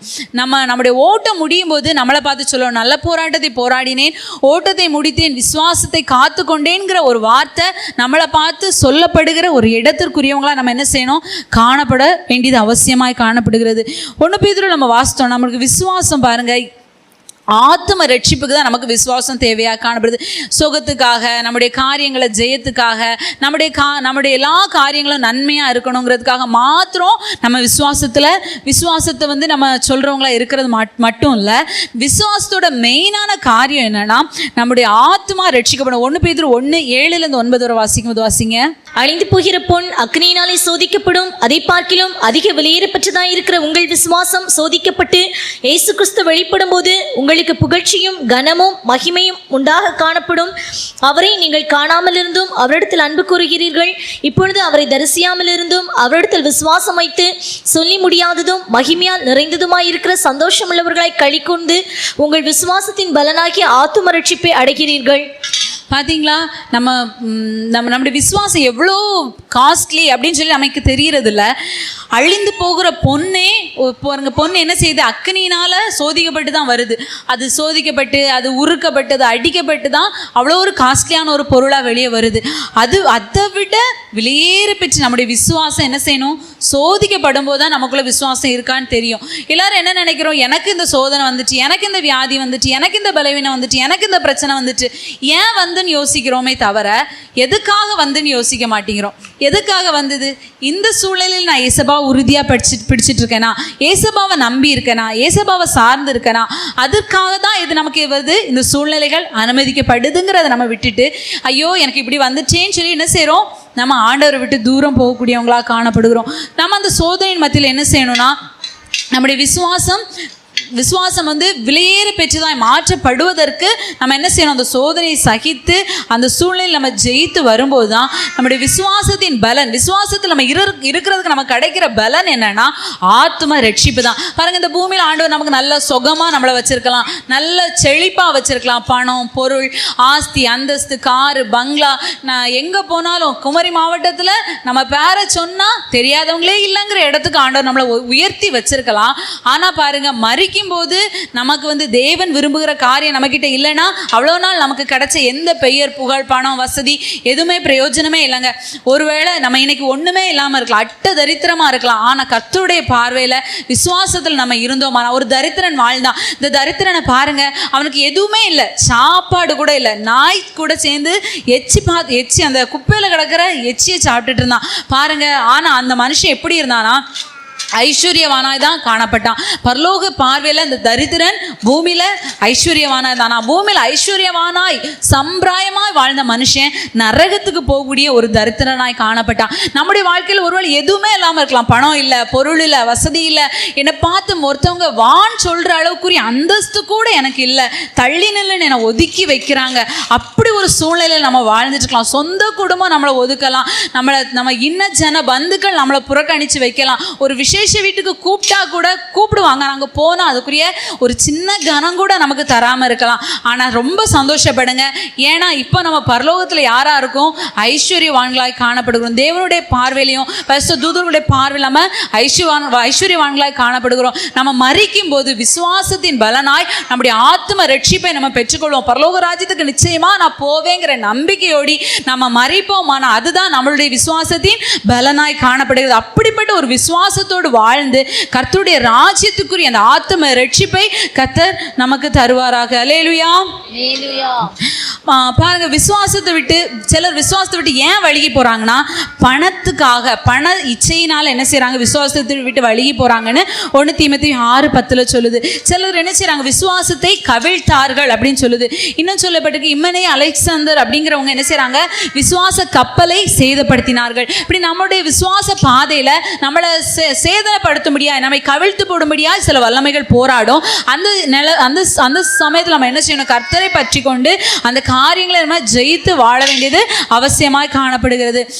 5ஆவதா பார்த்தோம்னா, பரிசுத்த பவுல் அவங்க கிறிஸ்துவின் மேலுள்ள அன்பில் வழுவாதபடி கர்த்தர் காத்தார். பரிசுத்த பவுலை குறித்து நம்ம எல்லாருக்குமே தெரியும். அவர் வந்து யாரு? ஒரு நல்ல ஒரு வசதியான 2 கப்பல் உள்ள ஒரு மனுஷன். கமாலியலின் பாதத்தில் உட்காந்து படித்தவர். அவர் ரொம்ப ரொம்ப வசதியான, ரொம்ப அறிவான ஒரு நல்ல சூப்பரான ஒரு மனுஷன். அவருடைய காரியங்களை பார்த்தீங்கன்னா நியாய பிரமாணத்திற்காக வாழ்ந்தவர். கிறிஸ்தவர்களை துன்பப்படுத்தி யூதர்களுடைய காரியத்தில் இயேசு கிறிஸ்துவ அவங்க ஏற்றுக்கொள்ளலை.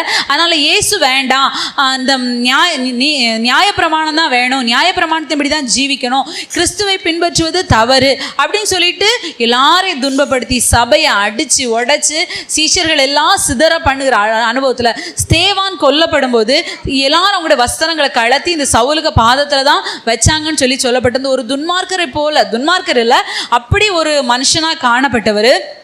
பாருங்க, கர்த்தர் அவரை தொட்ட மாத்திரத்தில் அவருடைய வாழ்க்கை அப்படியே மாறிச்சு.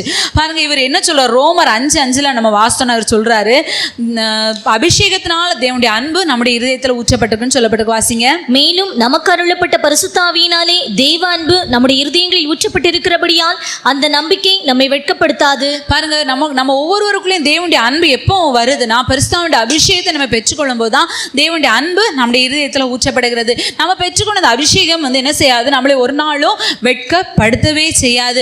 பாருங்க, நம்ம அபிஷேகம் பெற்றிருக்கோம், சிலர் அபிஷேகம் பெற்றிருக்கோம், சிலர் அபிஷேகம் பெறாம இருக்கலாம்.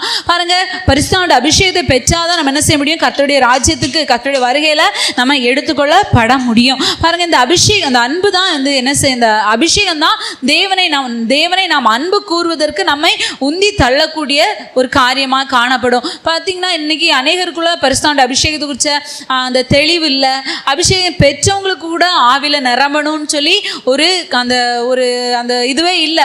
பாருங்க, ஊழியக்காரங்க வர்ஷிப் நேரத்தில் சொல்றாங்க, ஃபர்ஸ்ட் பாட்டு முடிஞ்சோன்னா கொஞ்ச நேரம் கைத்தட்டி என்ன செய்யறோம், கொளுத்தி போட்ட பேப்பர் போல. பேப்பர் எப்படி எரியும், தீ கொளுத்தின உடனே நல்லா அப்படியே எரியும், அப்படியே உடனே அப்படியே அணைஞ்சு போயிடும். ஆனா ஒரு நல்ல விரவை பாருங்க, காஞ்ச விரவு பாருங்க, நின்று எரிஞ்சுக்கிட்டே இருக்கும். அது கறி கொட்டை ஆனா கூட அந்த கனல் என்ன செய்யும், அதுல எரிஞ்சுக்கிட்டே இருக்கும். நம்மளும் எப்படிதான் இருக்கணும், பரிசுத்த அபிஷேகத்துல அப்படிதான். இந்த கொளுத்தி போட்ட பேப்பர் போல கொஞ்சம் பாட்டு பாடின உடனே கொஞ்சம் கைத்தட்டி ஒரு ஆவில் நிறைவு. அப்புறம் என்ன செய்யறோம், அப்படியே புஷ்ஷன் அப்படியே அமைதியாக உட்காந்துரும். ஊழியக்காரங்க மட்டும் என்ன செய்யறாங்க, மைக்கில் ஆவில் நிரம்புறாங்க, நம்ம எல்லாம் அமைதியாக பார்த்துக்கிட்டே இருக்கிறோம். அப்படி இருக்கக்கூடாது. நம்ம என்ன செய்யறோம், பரிசுத்த அபிஷேகத்தில் ஒவ்வொரு நாளும் அனலாக்கப்படணும். நம்ம என்ன செய்யறோம் தெரியுமா, சர்ச்சுக்கு வரும்போது நம்ம ஆவில் நிரம்புறோம், கொஞ்ச நேரம் ஆவில் நிரம்பிட்டு அதுக்கப்புறம் நம்ம ஒரு வாரத்தில் ஒரு சண்டே ஒரு 2.5 hours நம்ம என்ன செய்கிறோம், ஆராதனைக்கு வரோம். அதில் ஒரு அரை மணி நேரம் கூட ஆவி நிரம்பி பகுதி இருக்குமா தெரியல, அவ்வளோ நேரம் ஆவில் நிரம்புகிறோம். அதுலேயே நம்ம என்ன செய்கிறோம், 5-10 நிமிஷம் நிரம்பிட்டு அப்புறம் அமைதியாக இருக்கிறோம். அதை வச்சே ஒரு வாரம் ஃபுல்லாக ரன் பண்ண நினைக்கிறோம். அதனால நமக்கு பிரயோஜனம் இல்லை. என்றைக்குமே நம்ம ஒவ்வொருத்தரும் நம்ம ஒரு நல்ல ஒரு ஆவிக்குரியவங்களா, எல்லாருக்கும் என்ன விருப்பம் இருக்குன்னா, நம்ம வந்து ஒரு ஸ்டாண்டர்ட் ஆனவங்களா இருக்கணும்னு விரும்புவோம். ஆனால் அதுக்கு நம்ம இடம் கொடுக்கறது குறைவு. இப்போ ஒரு பவர் ஸ்டேஷன் இருக்குன்னு வைங்களேன், அங்கேருந்து நமக்கு வந்து என்ன செய்கிறாங்க, கரண்ட் சப்ளை பண்ணுறாங்க. அந்த கரண்ட்டை நம்ம வாங்கி யூஸ் பண்ணிக்கிறோம். கரண்ட் கட் ஆனோன்னா நமக்கு என்ன செய்யுது, வெளிச்சம், லைட்டு, ஃபேன் ஒன்றுமே ஒர்க் ஆகாது. நம்ம வாழ்க்கை ஒரு பவர் ஸ்டேஷனை போல தாங்க இருக்கணும். பரிசுத்த அபிஷேகத்தில் நம்ம நிரம்பும் போது, சர்ச்சுக்கு வந்தோம் அந்த நேரம் நம்ம ஆவியில் நிரம்பணும். இங்கே ஊழியக்காரங்க நடத்துகிறாங்க, அவங்கக்கிட்டேருந்து வர்ற கரண்டில் நம்ம ஆவியில் நிரம்புறவங்களா இருக்கக்கூடாது. நம்ம ஒரு பவர் ஸ்டேஷனாக இருக்கணும். நம்ம ஆவியில் நிரம்பல, நம்மக்கிட்டேருந்து வருகிற பரிசுத்த அபிஷேகம் நம்ம பக்கத்தில் இருக்கிறவங்கள எரிய வைக்கணும். நல்லா எரியிற வரவுக்கு இடையில ஒரு பச்சை வரவு கொண்டு வச்சு பாருங்க, அது கொஞ்ச நேரத்தில் என்ன செய்யும், எரிய ஆரம்பிச்சிடும். நம்மளும் அப்படிதான் இருக்கணும். நம்ம ஒவ்வொருத்தரும் யோசித்து பாருங்க, பச்சை மரமா இருக்கோமா, இல்லை நல்ல எரியிற காஞ்ச விறகா இருக்கோமா, யோசித்து பாருங்க. நம்ம இன்னைக்கு தீர்மானம் பண்ணுங்க, ஏசப்பா நான் ஒரு பவர் சப்ளை பெறுகிற ஒரு ஒரு ஒரு வீட்டில் உள்ள ஒரு பொருளாக இருக்கக்கூடாது, ஒரு டிரான்ஸ்ஃபார்மராக நான் இருக்கணும். ஏசப்பா என்கிட்ட இருந்து அபிஷேகம் புறப்பட்டு மற்றவங்களை நிரப்பணும், நான் ஒரு பவர் ஸ்டேஷனாக மாறணும் ஏசப்பான்னு சொல்லிட்டு நம்ம ஒவ்வொரு ஆண்டவர்கிட்ட என்ன செய்வோம், ஒப்பு கொடுத்து அந்த பரிசுத்த அபிஷேகத்தினால் நிரப்பப்படுவோம். அபிஷேகத்தை குறித்து ஒரு ஒரு விருப்பம், ஒரு தாகம் நமக்கு அவசியமாய் காணப்படுது. அப்படிப்பட்ட அனுபவம் இன்னைக்கு ரொம்ப குறைவு. கர்த்தருடைய வருகை வெகு சமீபமாக காணப்படுகிறது. கொஞ்சம் ஜாக்கிரதையா, கொஞ்சம் எச்சரிப்பா காணப்படுவோம். கர்த்தருடைய ஆவியானவருக்கு நல்லா இடம் கொடுங்க. ஆவியானவர் மாத்திரம் தான் நம்மளை வழி நடத்த முடியும். பாருங்க, மனுஷங்க வழி நடத்தணும், நம்ம விழுந்து போயிடும். ஆவியானவர் நமக்குள்ள தங்கி வாசம் பண்ணுவார்னா, அவர் ஒவ்வொரு நாளும் நம்ம நடக்க வேண்டிய வழியை நமக்கு சொல்லி தருவாங்க. நம்ம தவறான பாதைக்கு அறியாம போகலாம், ஆனால் ஆவியானவர் என்ன செய்வார், அப்படி போகாத, இப்படி வா, வலதுபுறம் இடதுபுறம் சாயாமல் வழி இதுவே, இதிலே நடவுங்கன்னு சொல்லி இசப்ப என்ன செய்வாங்க, நம்மளை நடத்துவாங்க. பாருங்க, தேவனுடைய அன்பு வந்து நம்ம எப்படி வெளிப்படுத்துறோம்னா, தேவனுடைய கற்பனைகளை கை கொள்கிறதுனால தான் நம்ம தேவனுடைய அன்பை வெளிப்படுத்தக்கூடியவங்களாக காணப்படுகிறோம். இப்போ நமக்கு ஒருத்தவங்களை ரொம்ப பிடிக்கும்னு வைங்களேன், அவங்க என்ன சொன்னாலும் நம்ம செய்வோம். பிடிக்காதுன்னா நம்ம செய்ய நினைக்கிறது கூட என்ன செய்ய மாட்டோம். இப்போ நம்ம தேவன் அன்பு கூறும்போது தேவன் நமக்கு தந்திருக்கிற கற்பனைகள் கட்டளைகள் எல்லாவற்றையும் என்ன செய்வோம், கை கொள்ளக்கூடியவங்களாய் காணப்படுவோம். நம்ம தேவன் அன்பு கூறும்போது நம்ம என்ன செய்வோம், மற்றவங்களையும் அன்பு கூறக்கூடியவங்களாய் காணப்படுவோம். ஏசப்பாவை நம்ம அன்பு கூறுகிறோம் அப்படிங்கிறதுக்கு அடையாளமே என்னதான், தான் காண்கிற சகோதரனிடத்தில் அன்பு கூறாதவன் காணாத தேவனிடத்தில் எப்படி அன்பு கூறுவான். அப்போ நம்ம ஏசப்பாவை அன்பு கூறுகிறோம் அது அப்படிங்கிறதுக்கு அடையாளம்னா, நம்மளோடு இருக்கிற நம்முடைய சகோதரர்கள் சகோதரிகள் எல்லாரும் நம்ம என்ன செய்வோம், அன்பு கூறுவோம். யாரும் நம்ம என்ன செய்ய மாட்டோம், பகைக்கவோ வெறுக்கவோ ஒதுக்கவோ மாட்டோம். கர்த்தரை அன்பு கூறுறவங்க, கர்த்தருடைய கட்டளைகளை கை கொள்றவங்களுக்கு கர்த்தர் என்ன செய்வாராம், 1000 வருஷங்களுக்கு இரக்கம் செய்வேன் அப்படின்னு சொல்லி ஆண்டவர் சொல்றாரு. இப்போ நம்ம ஆண்டவர் அன்பு கூறுகிறோம். எப்படி அன்பு கூறுறோம்னா, ஹார்ட்டில் கொஞ்சம் இடத்த ஏசப்பா கொடுத்துட்டு மீதி இடத்துல கொஞ்சம் அப்பாவுக்கு, கொஞ்சம் அம்மாவுக்கு, கொஞ்சம் ஒய்ஃபுக்கு, கொஞ்சம் ஹஸ்பண்டுக்கு, கொஞ்சம் வேலைக்கு, கொஞ்சம் பிஸ்னஸ்க்கு, அப்படி கொஞ்சம் கொஞ்சமாக ஹார்ட்டில் கொஞ்சம் இடத்த பிரித்து கொடுத்துட்றோம். ஏசப்பா கொஞ்சோண்டு ஒரு இடத்துல போய்ட்டு என்ன செய்யிருக்காங்க, நசுங்கிட்டு இருக்காங்க. அப்படி இருக்கக்கூடாது. முழு இருதயத்தோடும் முழு ஆத்மாவோடும் முழு மனதோடும் முழு பலத்தோடும் நம்ம என்ன செய்யணும், ஏசப்பாவை அன்பு கூற வேண்டியது அவசியமாய் காணப்படுகிறது. அதனால தான் ரோமர் 8:36 39 வரை நம்ம வாசிக்கும் போது வேதம் என்ன சொல்லுதுன்னா, பரிசுத்த பவுல் சொல்கிறார், கிறிஸ்துவின் அன்பை விட்டு என்னை பிரிப்பவன் யார் அப்படின்னு சொல்லிட்டு அவர் சவால் விட்டு கேட்கிறாரு. நாமும் நம்முடைய வாழ்க்கையில் அப்படிதான் இருக்கணும். கிறிஸ்துவின் அன்பை விட்டு என்னை பிரிப்பவன் யார் சொல்லி நம்ம சவால் விட்டு கேட்கக்கூடியவங்களாக காணப்படணும். பாருங்க, என்ன இல்லாம தேவனை இல்லாம நம்ம வேற எதை அன்பு கூர்ந்தாலும் நம்ம யாருக்கு, தேவனுக்கு பாத்திரம் அல்ல அப்படின்னு சொல்லி நம்ம மத்தேயுல நம்ம வாசிக்கிறோம். பாருங்க, இவர் சொல்றாரு, கிறிஸ்துவின் அன்பை விட்டு என்னை பிரிப்பவன் யார், உபத்திரவமோ. சில நமக்கு உபத்திரம் வந்தோடனே நம்ம என்ன செஞ்சிடும், ஏசப்பா விட்டு பிரிஞ்சு போயிடும். வியாகுலம், அதாவது கவலை, தாங்க முடியாத துக்கம், பசி, நிர்வாணம், நாசமோசம், பட்டயம், இப்படிப்பட்ட என்ன வந்தாலும் நம்ம என்ன செய்கிறோம், ஏசப்பா விட்டு கொஞ்சம் விலகி போயிடும். எனக்கு இப்படி கஷ்டம் வந்துட்டு, நான் ஏசப்பாவை அன்பு கூர்ந்து எனக்கு என்ன கிடைச்சது அப்படின்னு சொல்லி நம்ம என்ன செய்கிறோம், பின்வாங்கி போயிடுறோம். ஆனால் இவர் என்ன சொல்றாரு பாருங்க, இவை எல்லாவற்றிலும் நாம் நம்மில் அன்பு கூறுகிறவர்களாலே முற்றிலும் ஜெயம் கொள்கிறவர்களாக இருக்கிறோம். ஏசப்பா நம்ம மேலே அன்பு வச்சிருக்கிறதுனால இது எல்லாவற்றையும் நம்ம என்ன செய்ய முடியும், ஏசப்பா மேலே அவ்வளோ அன்புனால ஜெயிக்க முடியும். இதெல்லாமே ஒரு விஷயமே கிடையாது. மரணம் வந்தாலும் சரி, ஜீவனை ஏசப்பா தந்தாலும் சரி, தேவ தூதர்கள் ஆனாலும் சரி, அதிகாரங்கள் ஆனாலும், வல்லமைகள் ஆனாலும், நிகழ்காரியங்கள் ஆனாலும், வருங்காரியங்கள் ஆனாலும், உயர்வானாலும் தாழ்வானாலும், வேறெந்த சிருஷ்டியானாலும் நம்முடைய கர்த்தராகிய கிறிஸ்து இயேசுவில் உள்ள தேவனுடைய அன்பை விட்டு நம்மை பிரிக்க மாட்டாதுன்னு நிச்சயித்திருக்கிறேன். அன்புங்கிறது ஒரு நிச்சயமான ஒரு ஒன்று. இந்த அன்பு நமக்குள்ளே இருக்குன்னா எதுவுமே நம்மளை பிரிக்க முடியாது. இப்போ ஒருத்தங்க ஒரு ஒரு பையனை ஒரு பொண்ணை எடுத்துக்கோங்க, உண்மையாக அவங்க வந்து லவ் பண்ணுறாங்க அப்படின்னா வந்து எந்த சூழ்நிலை என்ன செய்ய மாட்டாங்க, பிரிய மாட்டாங்க அவங்க அப்படின்னு சொல்லி சொல்கிறாங்க உலகத்தில். ஆனால் பாருங்கள், அது வந்து நம்ம தேவன் மேலே உள்ள அன்பில் வந்து அதை நம்ம வந்து என்ன செய்யலாம்னா ப்ரூவ் பண்ண முடியும். ஏசப்பா உண்மையாக அன்பு கூர்ந்தோன்னா நமக்கு வந்து எதுவுமே கஷ்டமாக இருக்காது. பாருங்கள், அதனால தான் இந்த பரிசுத்த பவுல் வந்து எவ்வளவோ உபத்திரவப்பட்டார், எத்தனை முறை மிலாற்றினால் அடிக்கப்பட்டார், எத்தனை முறை சவுக்குனால அடிக்கப்பட்டாரு, நிர்வாணம், நாசம், மோசம், பாருங்க, கப்பல் சேதம், கள்ள சகோதரர்களால் வந்து சேதம், பல கஷ்டத்தை கடந்து போறாங்க. பாருங்க, எல்லா சூழ்நிலையும் அவர் என்ன செய்யலைன்னா, ஆண்டவரை விட்டு தேவன் மேல உள்ள அன்பை விட்டு என்ன செய்யல, பின்வாங்கவே இல்லை. ஏசப்பா மேல இருந்த அன்புல அவங்க உறுதியா இருந்ததுனால இது எல்லாமே அவங்களுக்கு என்னதான் இருந்து ஜெயிக்கிறதுக்கு ரொம்ப ஈஸியா காணப்பட்டது. இப்போ நாமும் கூட என்ன செய்யணும், ஏசப்பா மேல உள்ள அன்புல உறுதியா இருக்கணும். பாருங்க, சாலமோனு குறித்து ஆண்டவர் சொல்றாரு. சாலமோன் 2 சாமுவேல் 12:24 கடைசி வாஸ்தவனா, தேவன் சாலமோனை அன்பு கூர்ந்தார். அதே போல சாலமோன் என்ன செய்தான், 1 ராஜாக்கள் 3:3 தேவனை அன்பு கூர்ந்தார், ஆனா முழு இருதயத்தோடு அன்பு கூறல. ஏன்னு சொல்லி பாத்தீங்கன்னா 11வது அதிகாரம் 1 ராஜாக்கள் 11:1-3 வரை வாஸ்தா நம்ம ஃபர்ஸ்ட்ல சொன்னது போல ஏசப்பாவுக்கு கொஞ்சம் இடம் கொடுத்துட்டு மீதி இடம் ஃபுல்லா பார்வோனுடைய குமாரத்திக்கு கொஞ்சம், அப்படி நிறைய குமார்த்திகள் சொல்லப்பட்டிருக்கு. அவ்வளோ பெண்களுக்கும் எல்லா சுத்தில உள்ள ராஜாக்களின் பெண்களுக்கும் என்ன செஞ்சிட்டாரு, இடம் கொடுத்துட்டாரு.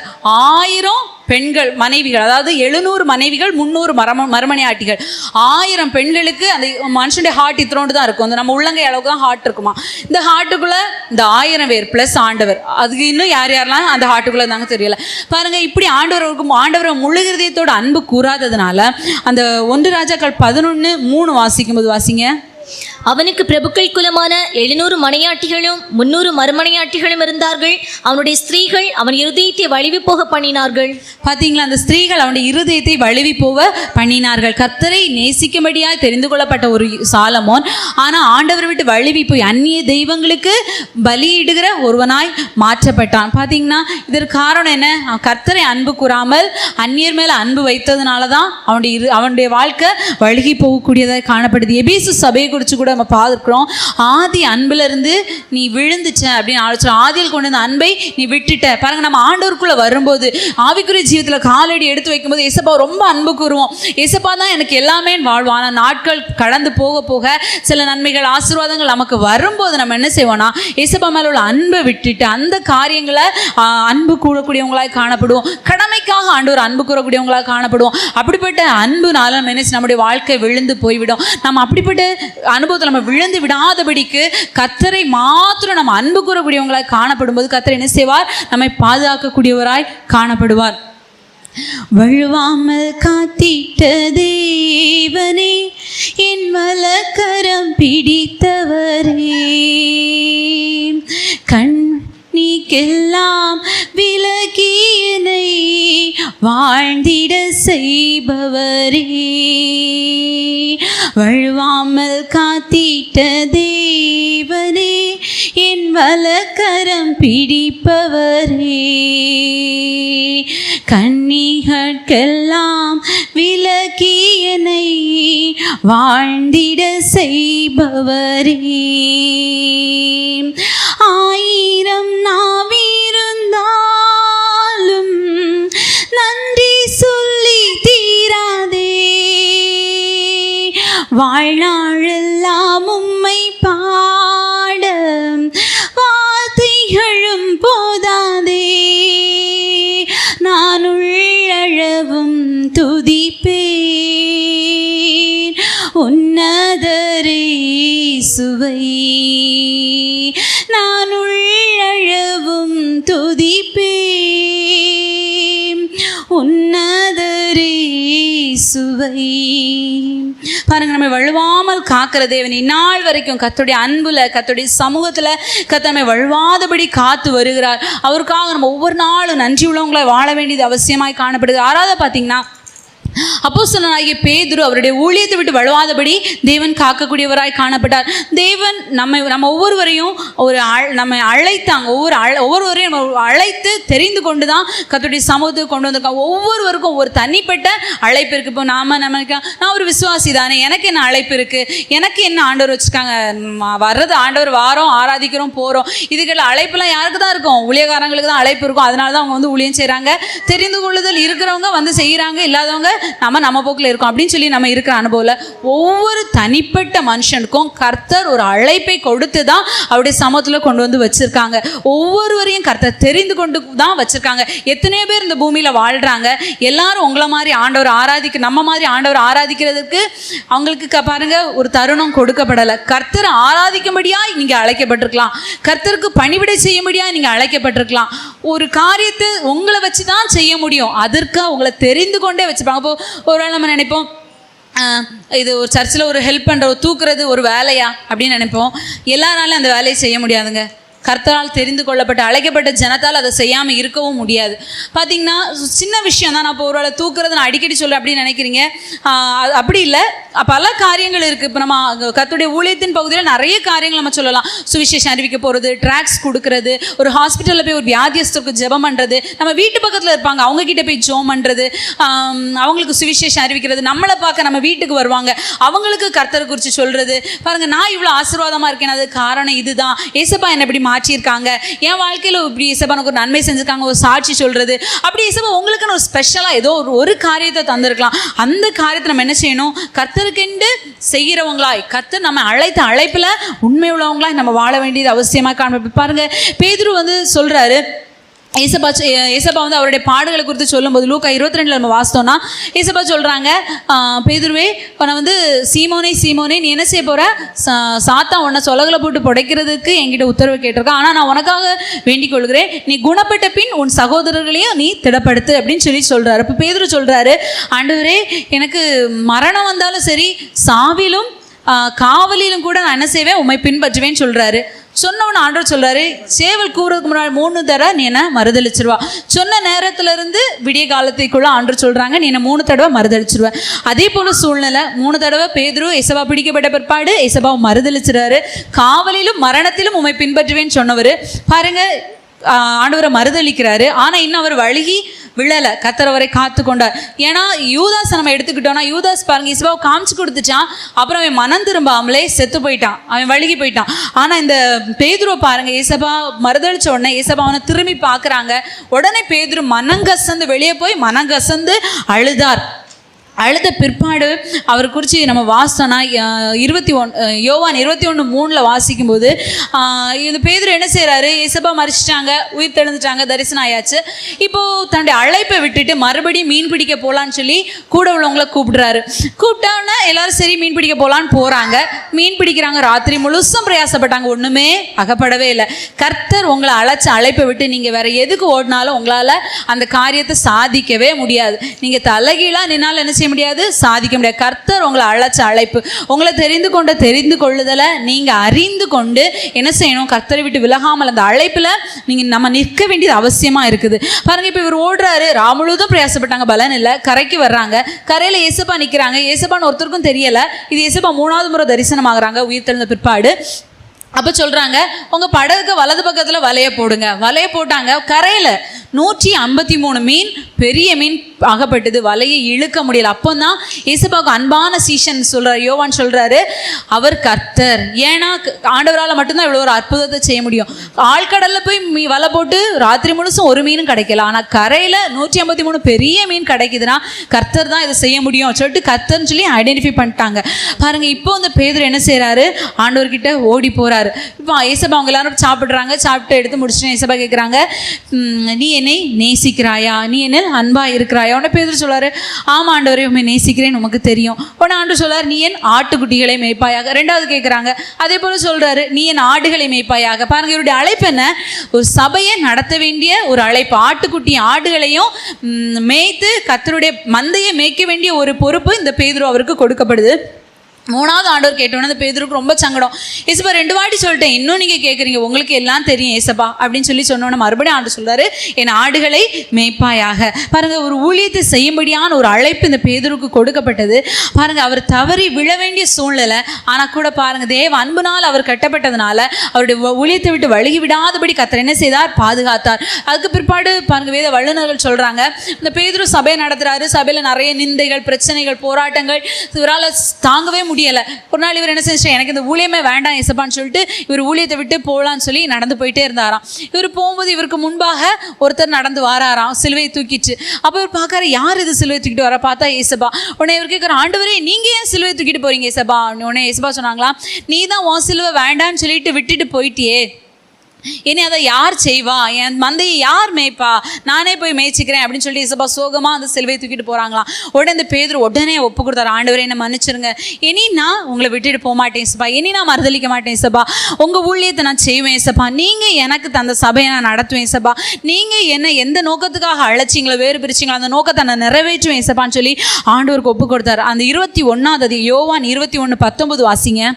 யோவான் 21:19 வாசிக்கும்போது, இன்ன விதமான மரணத்தினாலே அவன் தேவனை மகிமைப்படுத்த போகிறார் என்பதை குறிக்கும்படியாக இப்படி சொன்னார். 18 வாசனா அங்கே சொல்லப்பட்டிருக்கு.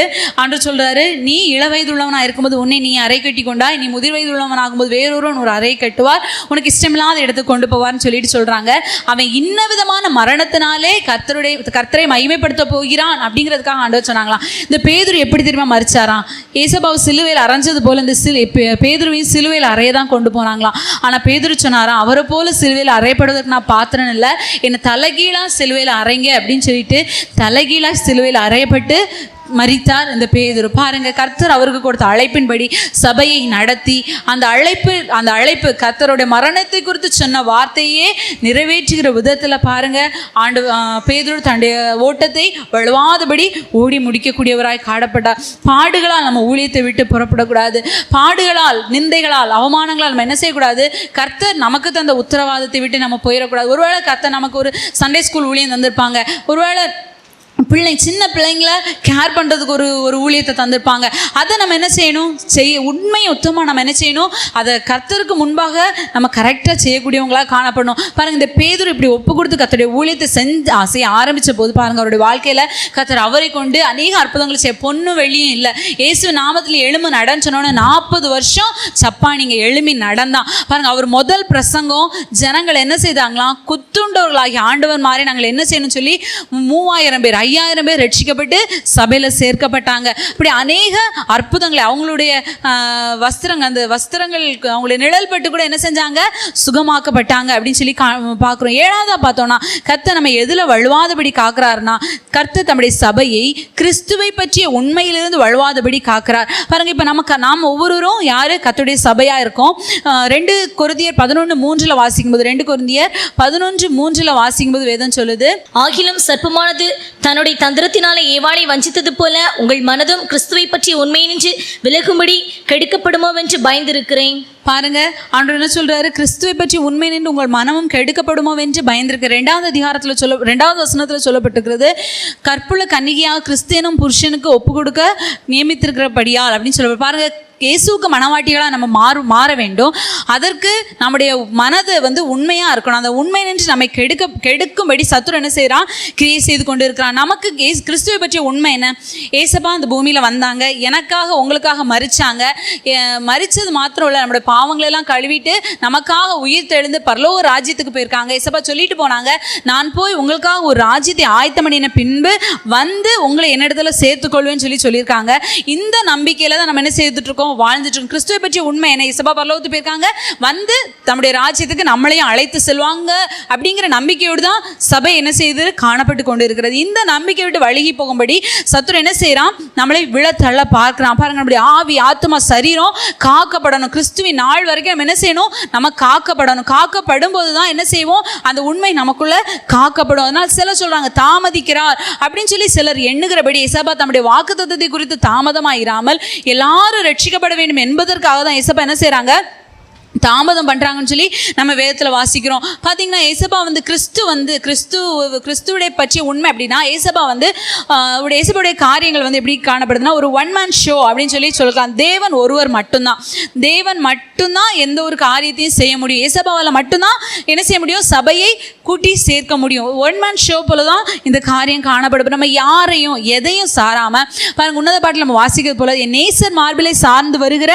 இவள் யாருன்னு சொன்னது போல, ரூத் சொல்றாங்க, உம்முடைய ஜனம் என்னுடைய ஜனம், உம்முடைய தேவன் என்னுடைய தேவன்கிற அனுபவத்தில் நம்ம என்ன செய்யணும், ஏசப்பா உங்களுடைய காரியம் தான் என்னுடைய காரியம், உங்க ஜனம் தான் என் ஜனம், நீங்க எங்க இருக்கீங்களோ அங்கதான் நான் இருப்பேன்னு சொன்ன போல, ஏசப்பா எங்க இருக்காங்களோ, ஏசப்பாவோட விருப்பம் என்ன, ஏசப்பாவோட வருகை எப்போ வரும், ஏசப்பாவோட ராஜ்யத்துக்கு நான் எப்போ போவேன் அப்படிங்கிற ஒரே சிந்தை, ஒரே கான்செப்டோடி நம்ம வாழ வேண்டியது அவசியமாய் காணப்படுகிறது. பாருங்க, லோத்து எடுத்துக்கிட்டோம்னா, லோத்து சொத்துக்காக, அதாவது சோதோம் கொமோராவை ஆபிரகாமை பின்பற்றி வந்தாரு. ஆனா ஒரு நல்ல செழிப்பான இடத்த பார்த்தோன்னா இவரை விட்டுட்டு போயிட்டாரு.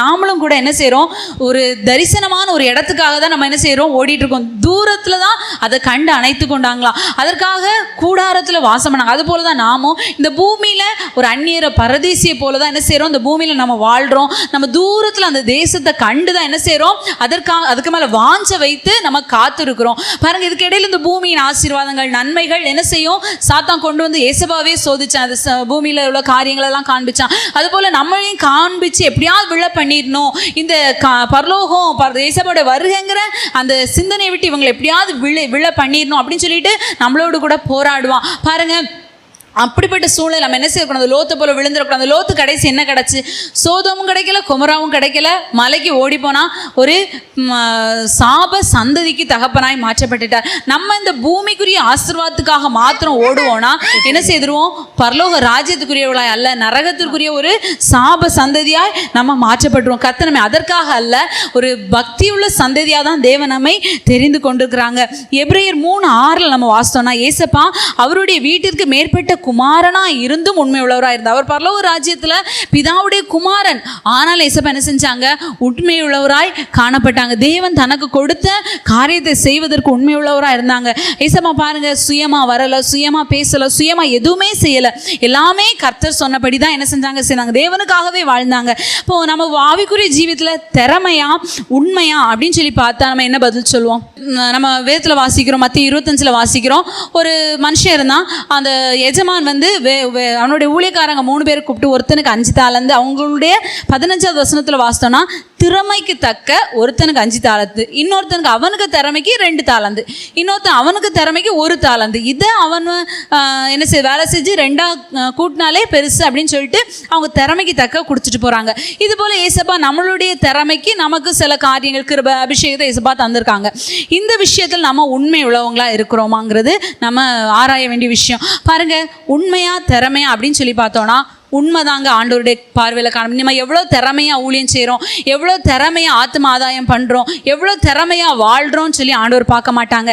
ஏன்னா இந்த திறமையாக வாழ்ந்த யாரையுமே பார்த்து திறமையுள்ள ஊழியக்காரனே ஆண்டவர் தட்டி கொடுக்கலாம். ஆண்டவர் சொன்னார், உண்மையும் உத்தமம் உள்ள ஊழியக்காரனே உன் எஜமானுடைய சந்தோஷத்திலே பிரவேசின்னு சொன்னாங்க. கொஞ்சத்தில் நீ உண்மையாக இருந்த, அநேகத்து மேலே உன்னை அதிகாரியாக வைப்பேன்னு சொன்னாங்க. நீ நல்லா திறமையாக இதை காசு சம்பாதிச்சிருக்க, 5 தாலந்தா 10 தாலந்தா மாற்றிருக்க, 2 4 மாற்றிருக்க, திறமையுள்ள ஊழியக்காரனே உன் எஜமானுடைய சந்தோஷத்தில் பிரவேசின்னு சொல்லலை. அவன் வந்து சம்பாதிச்ச காசு கூட என்ன செய்ய எடுக்கல, 5 கொண்டு வந்து எஜமான்ட்டு கொடுத்துருக்கலாம்.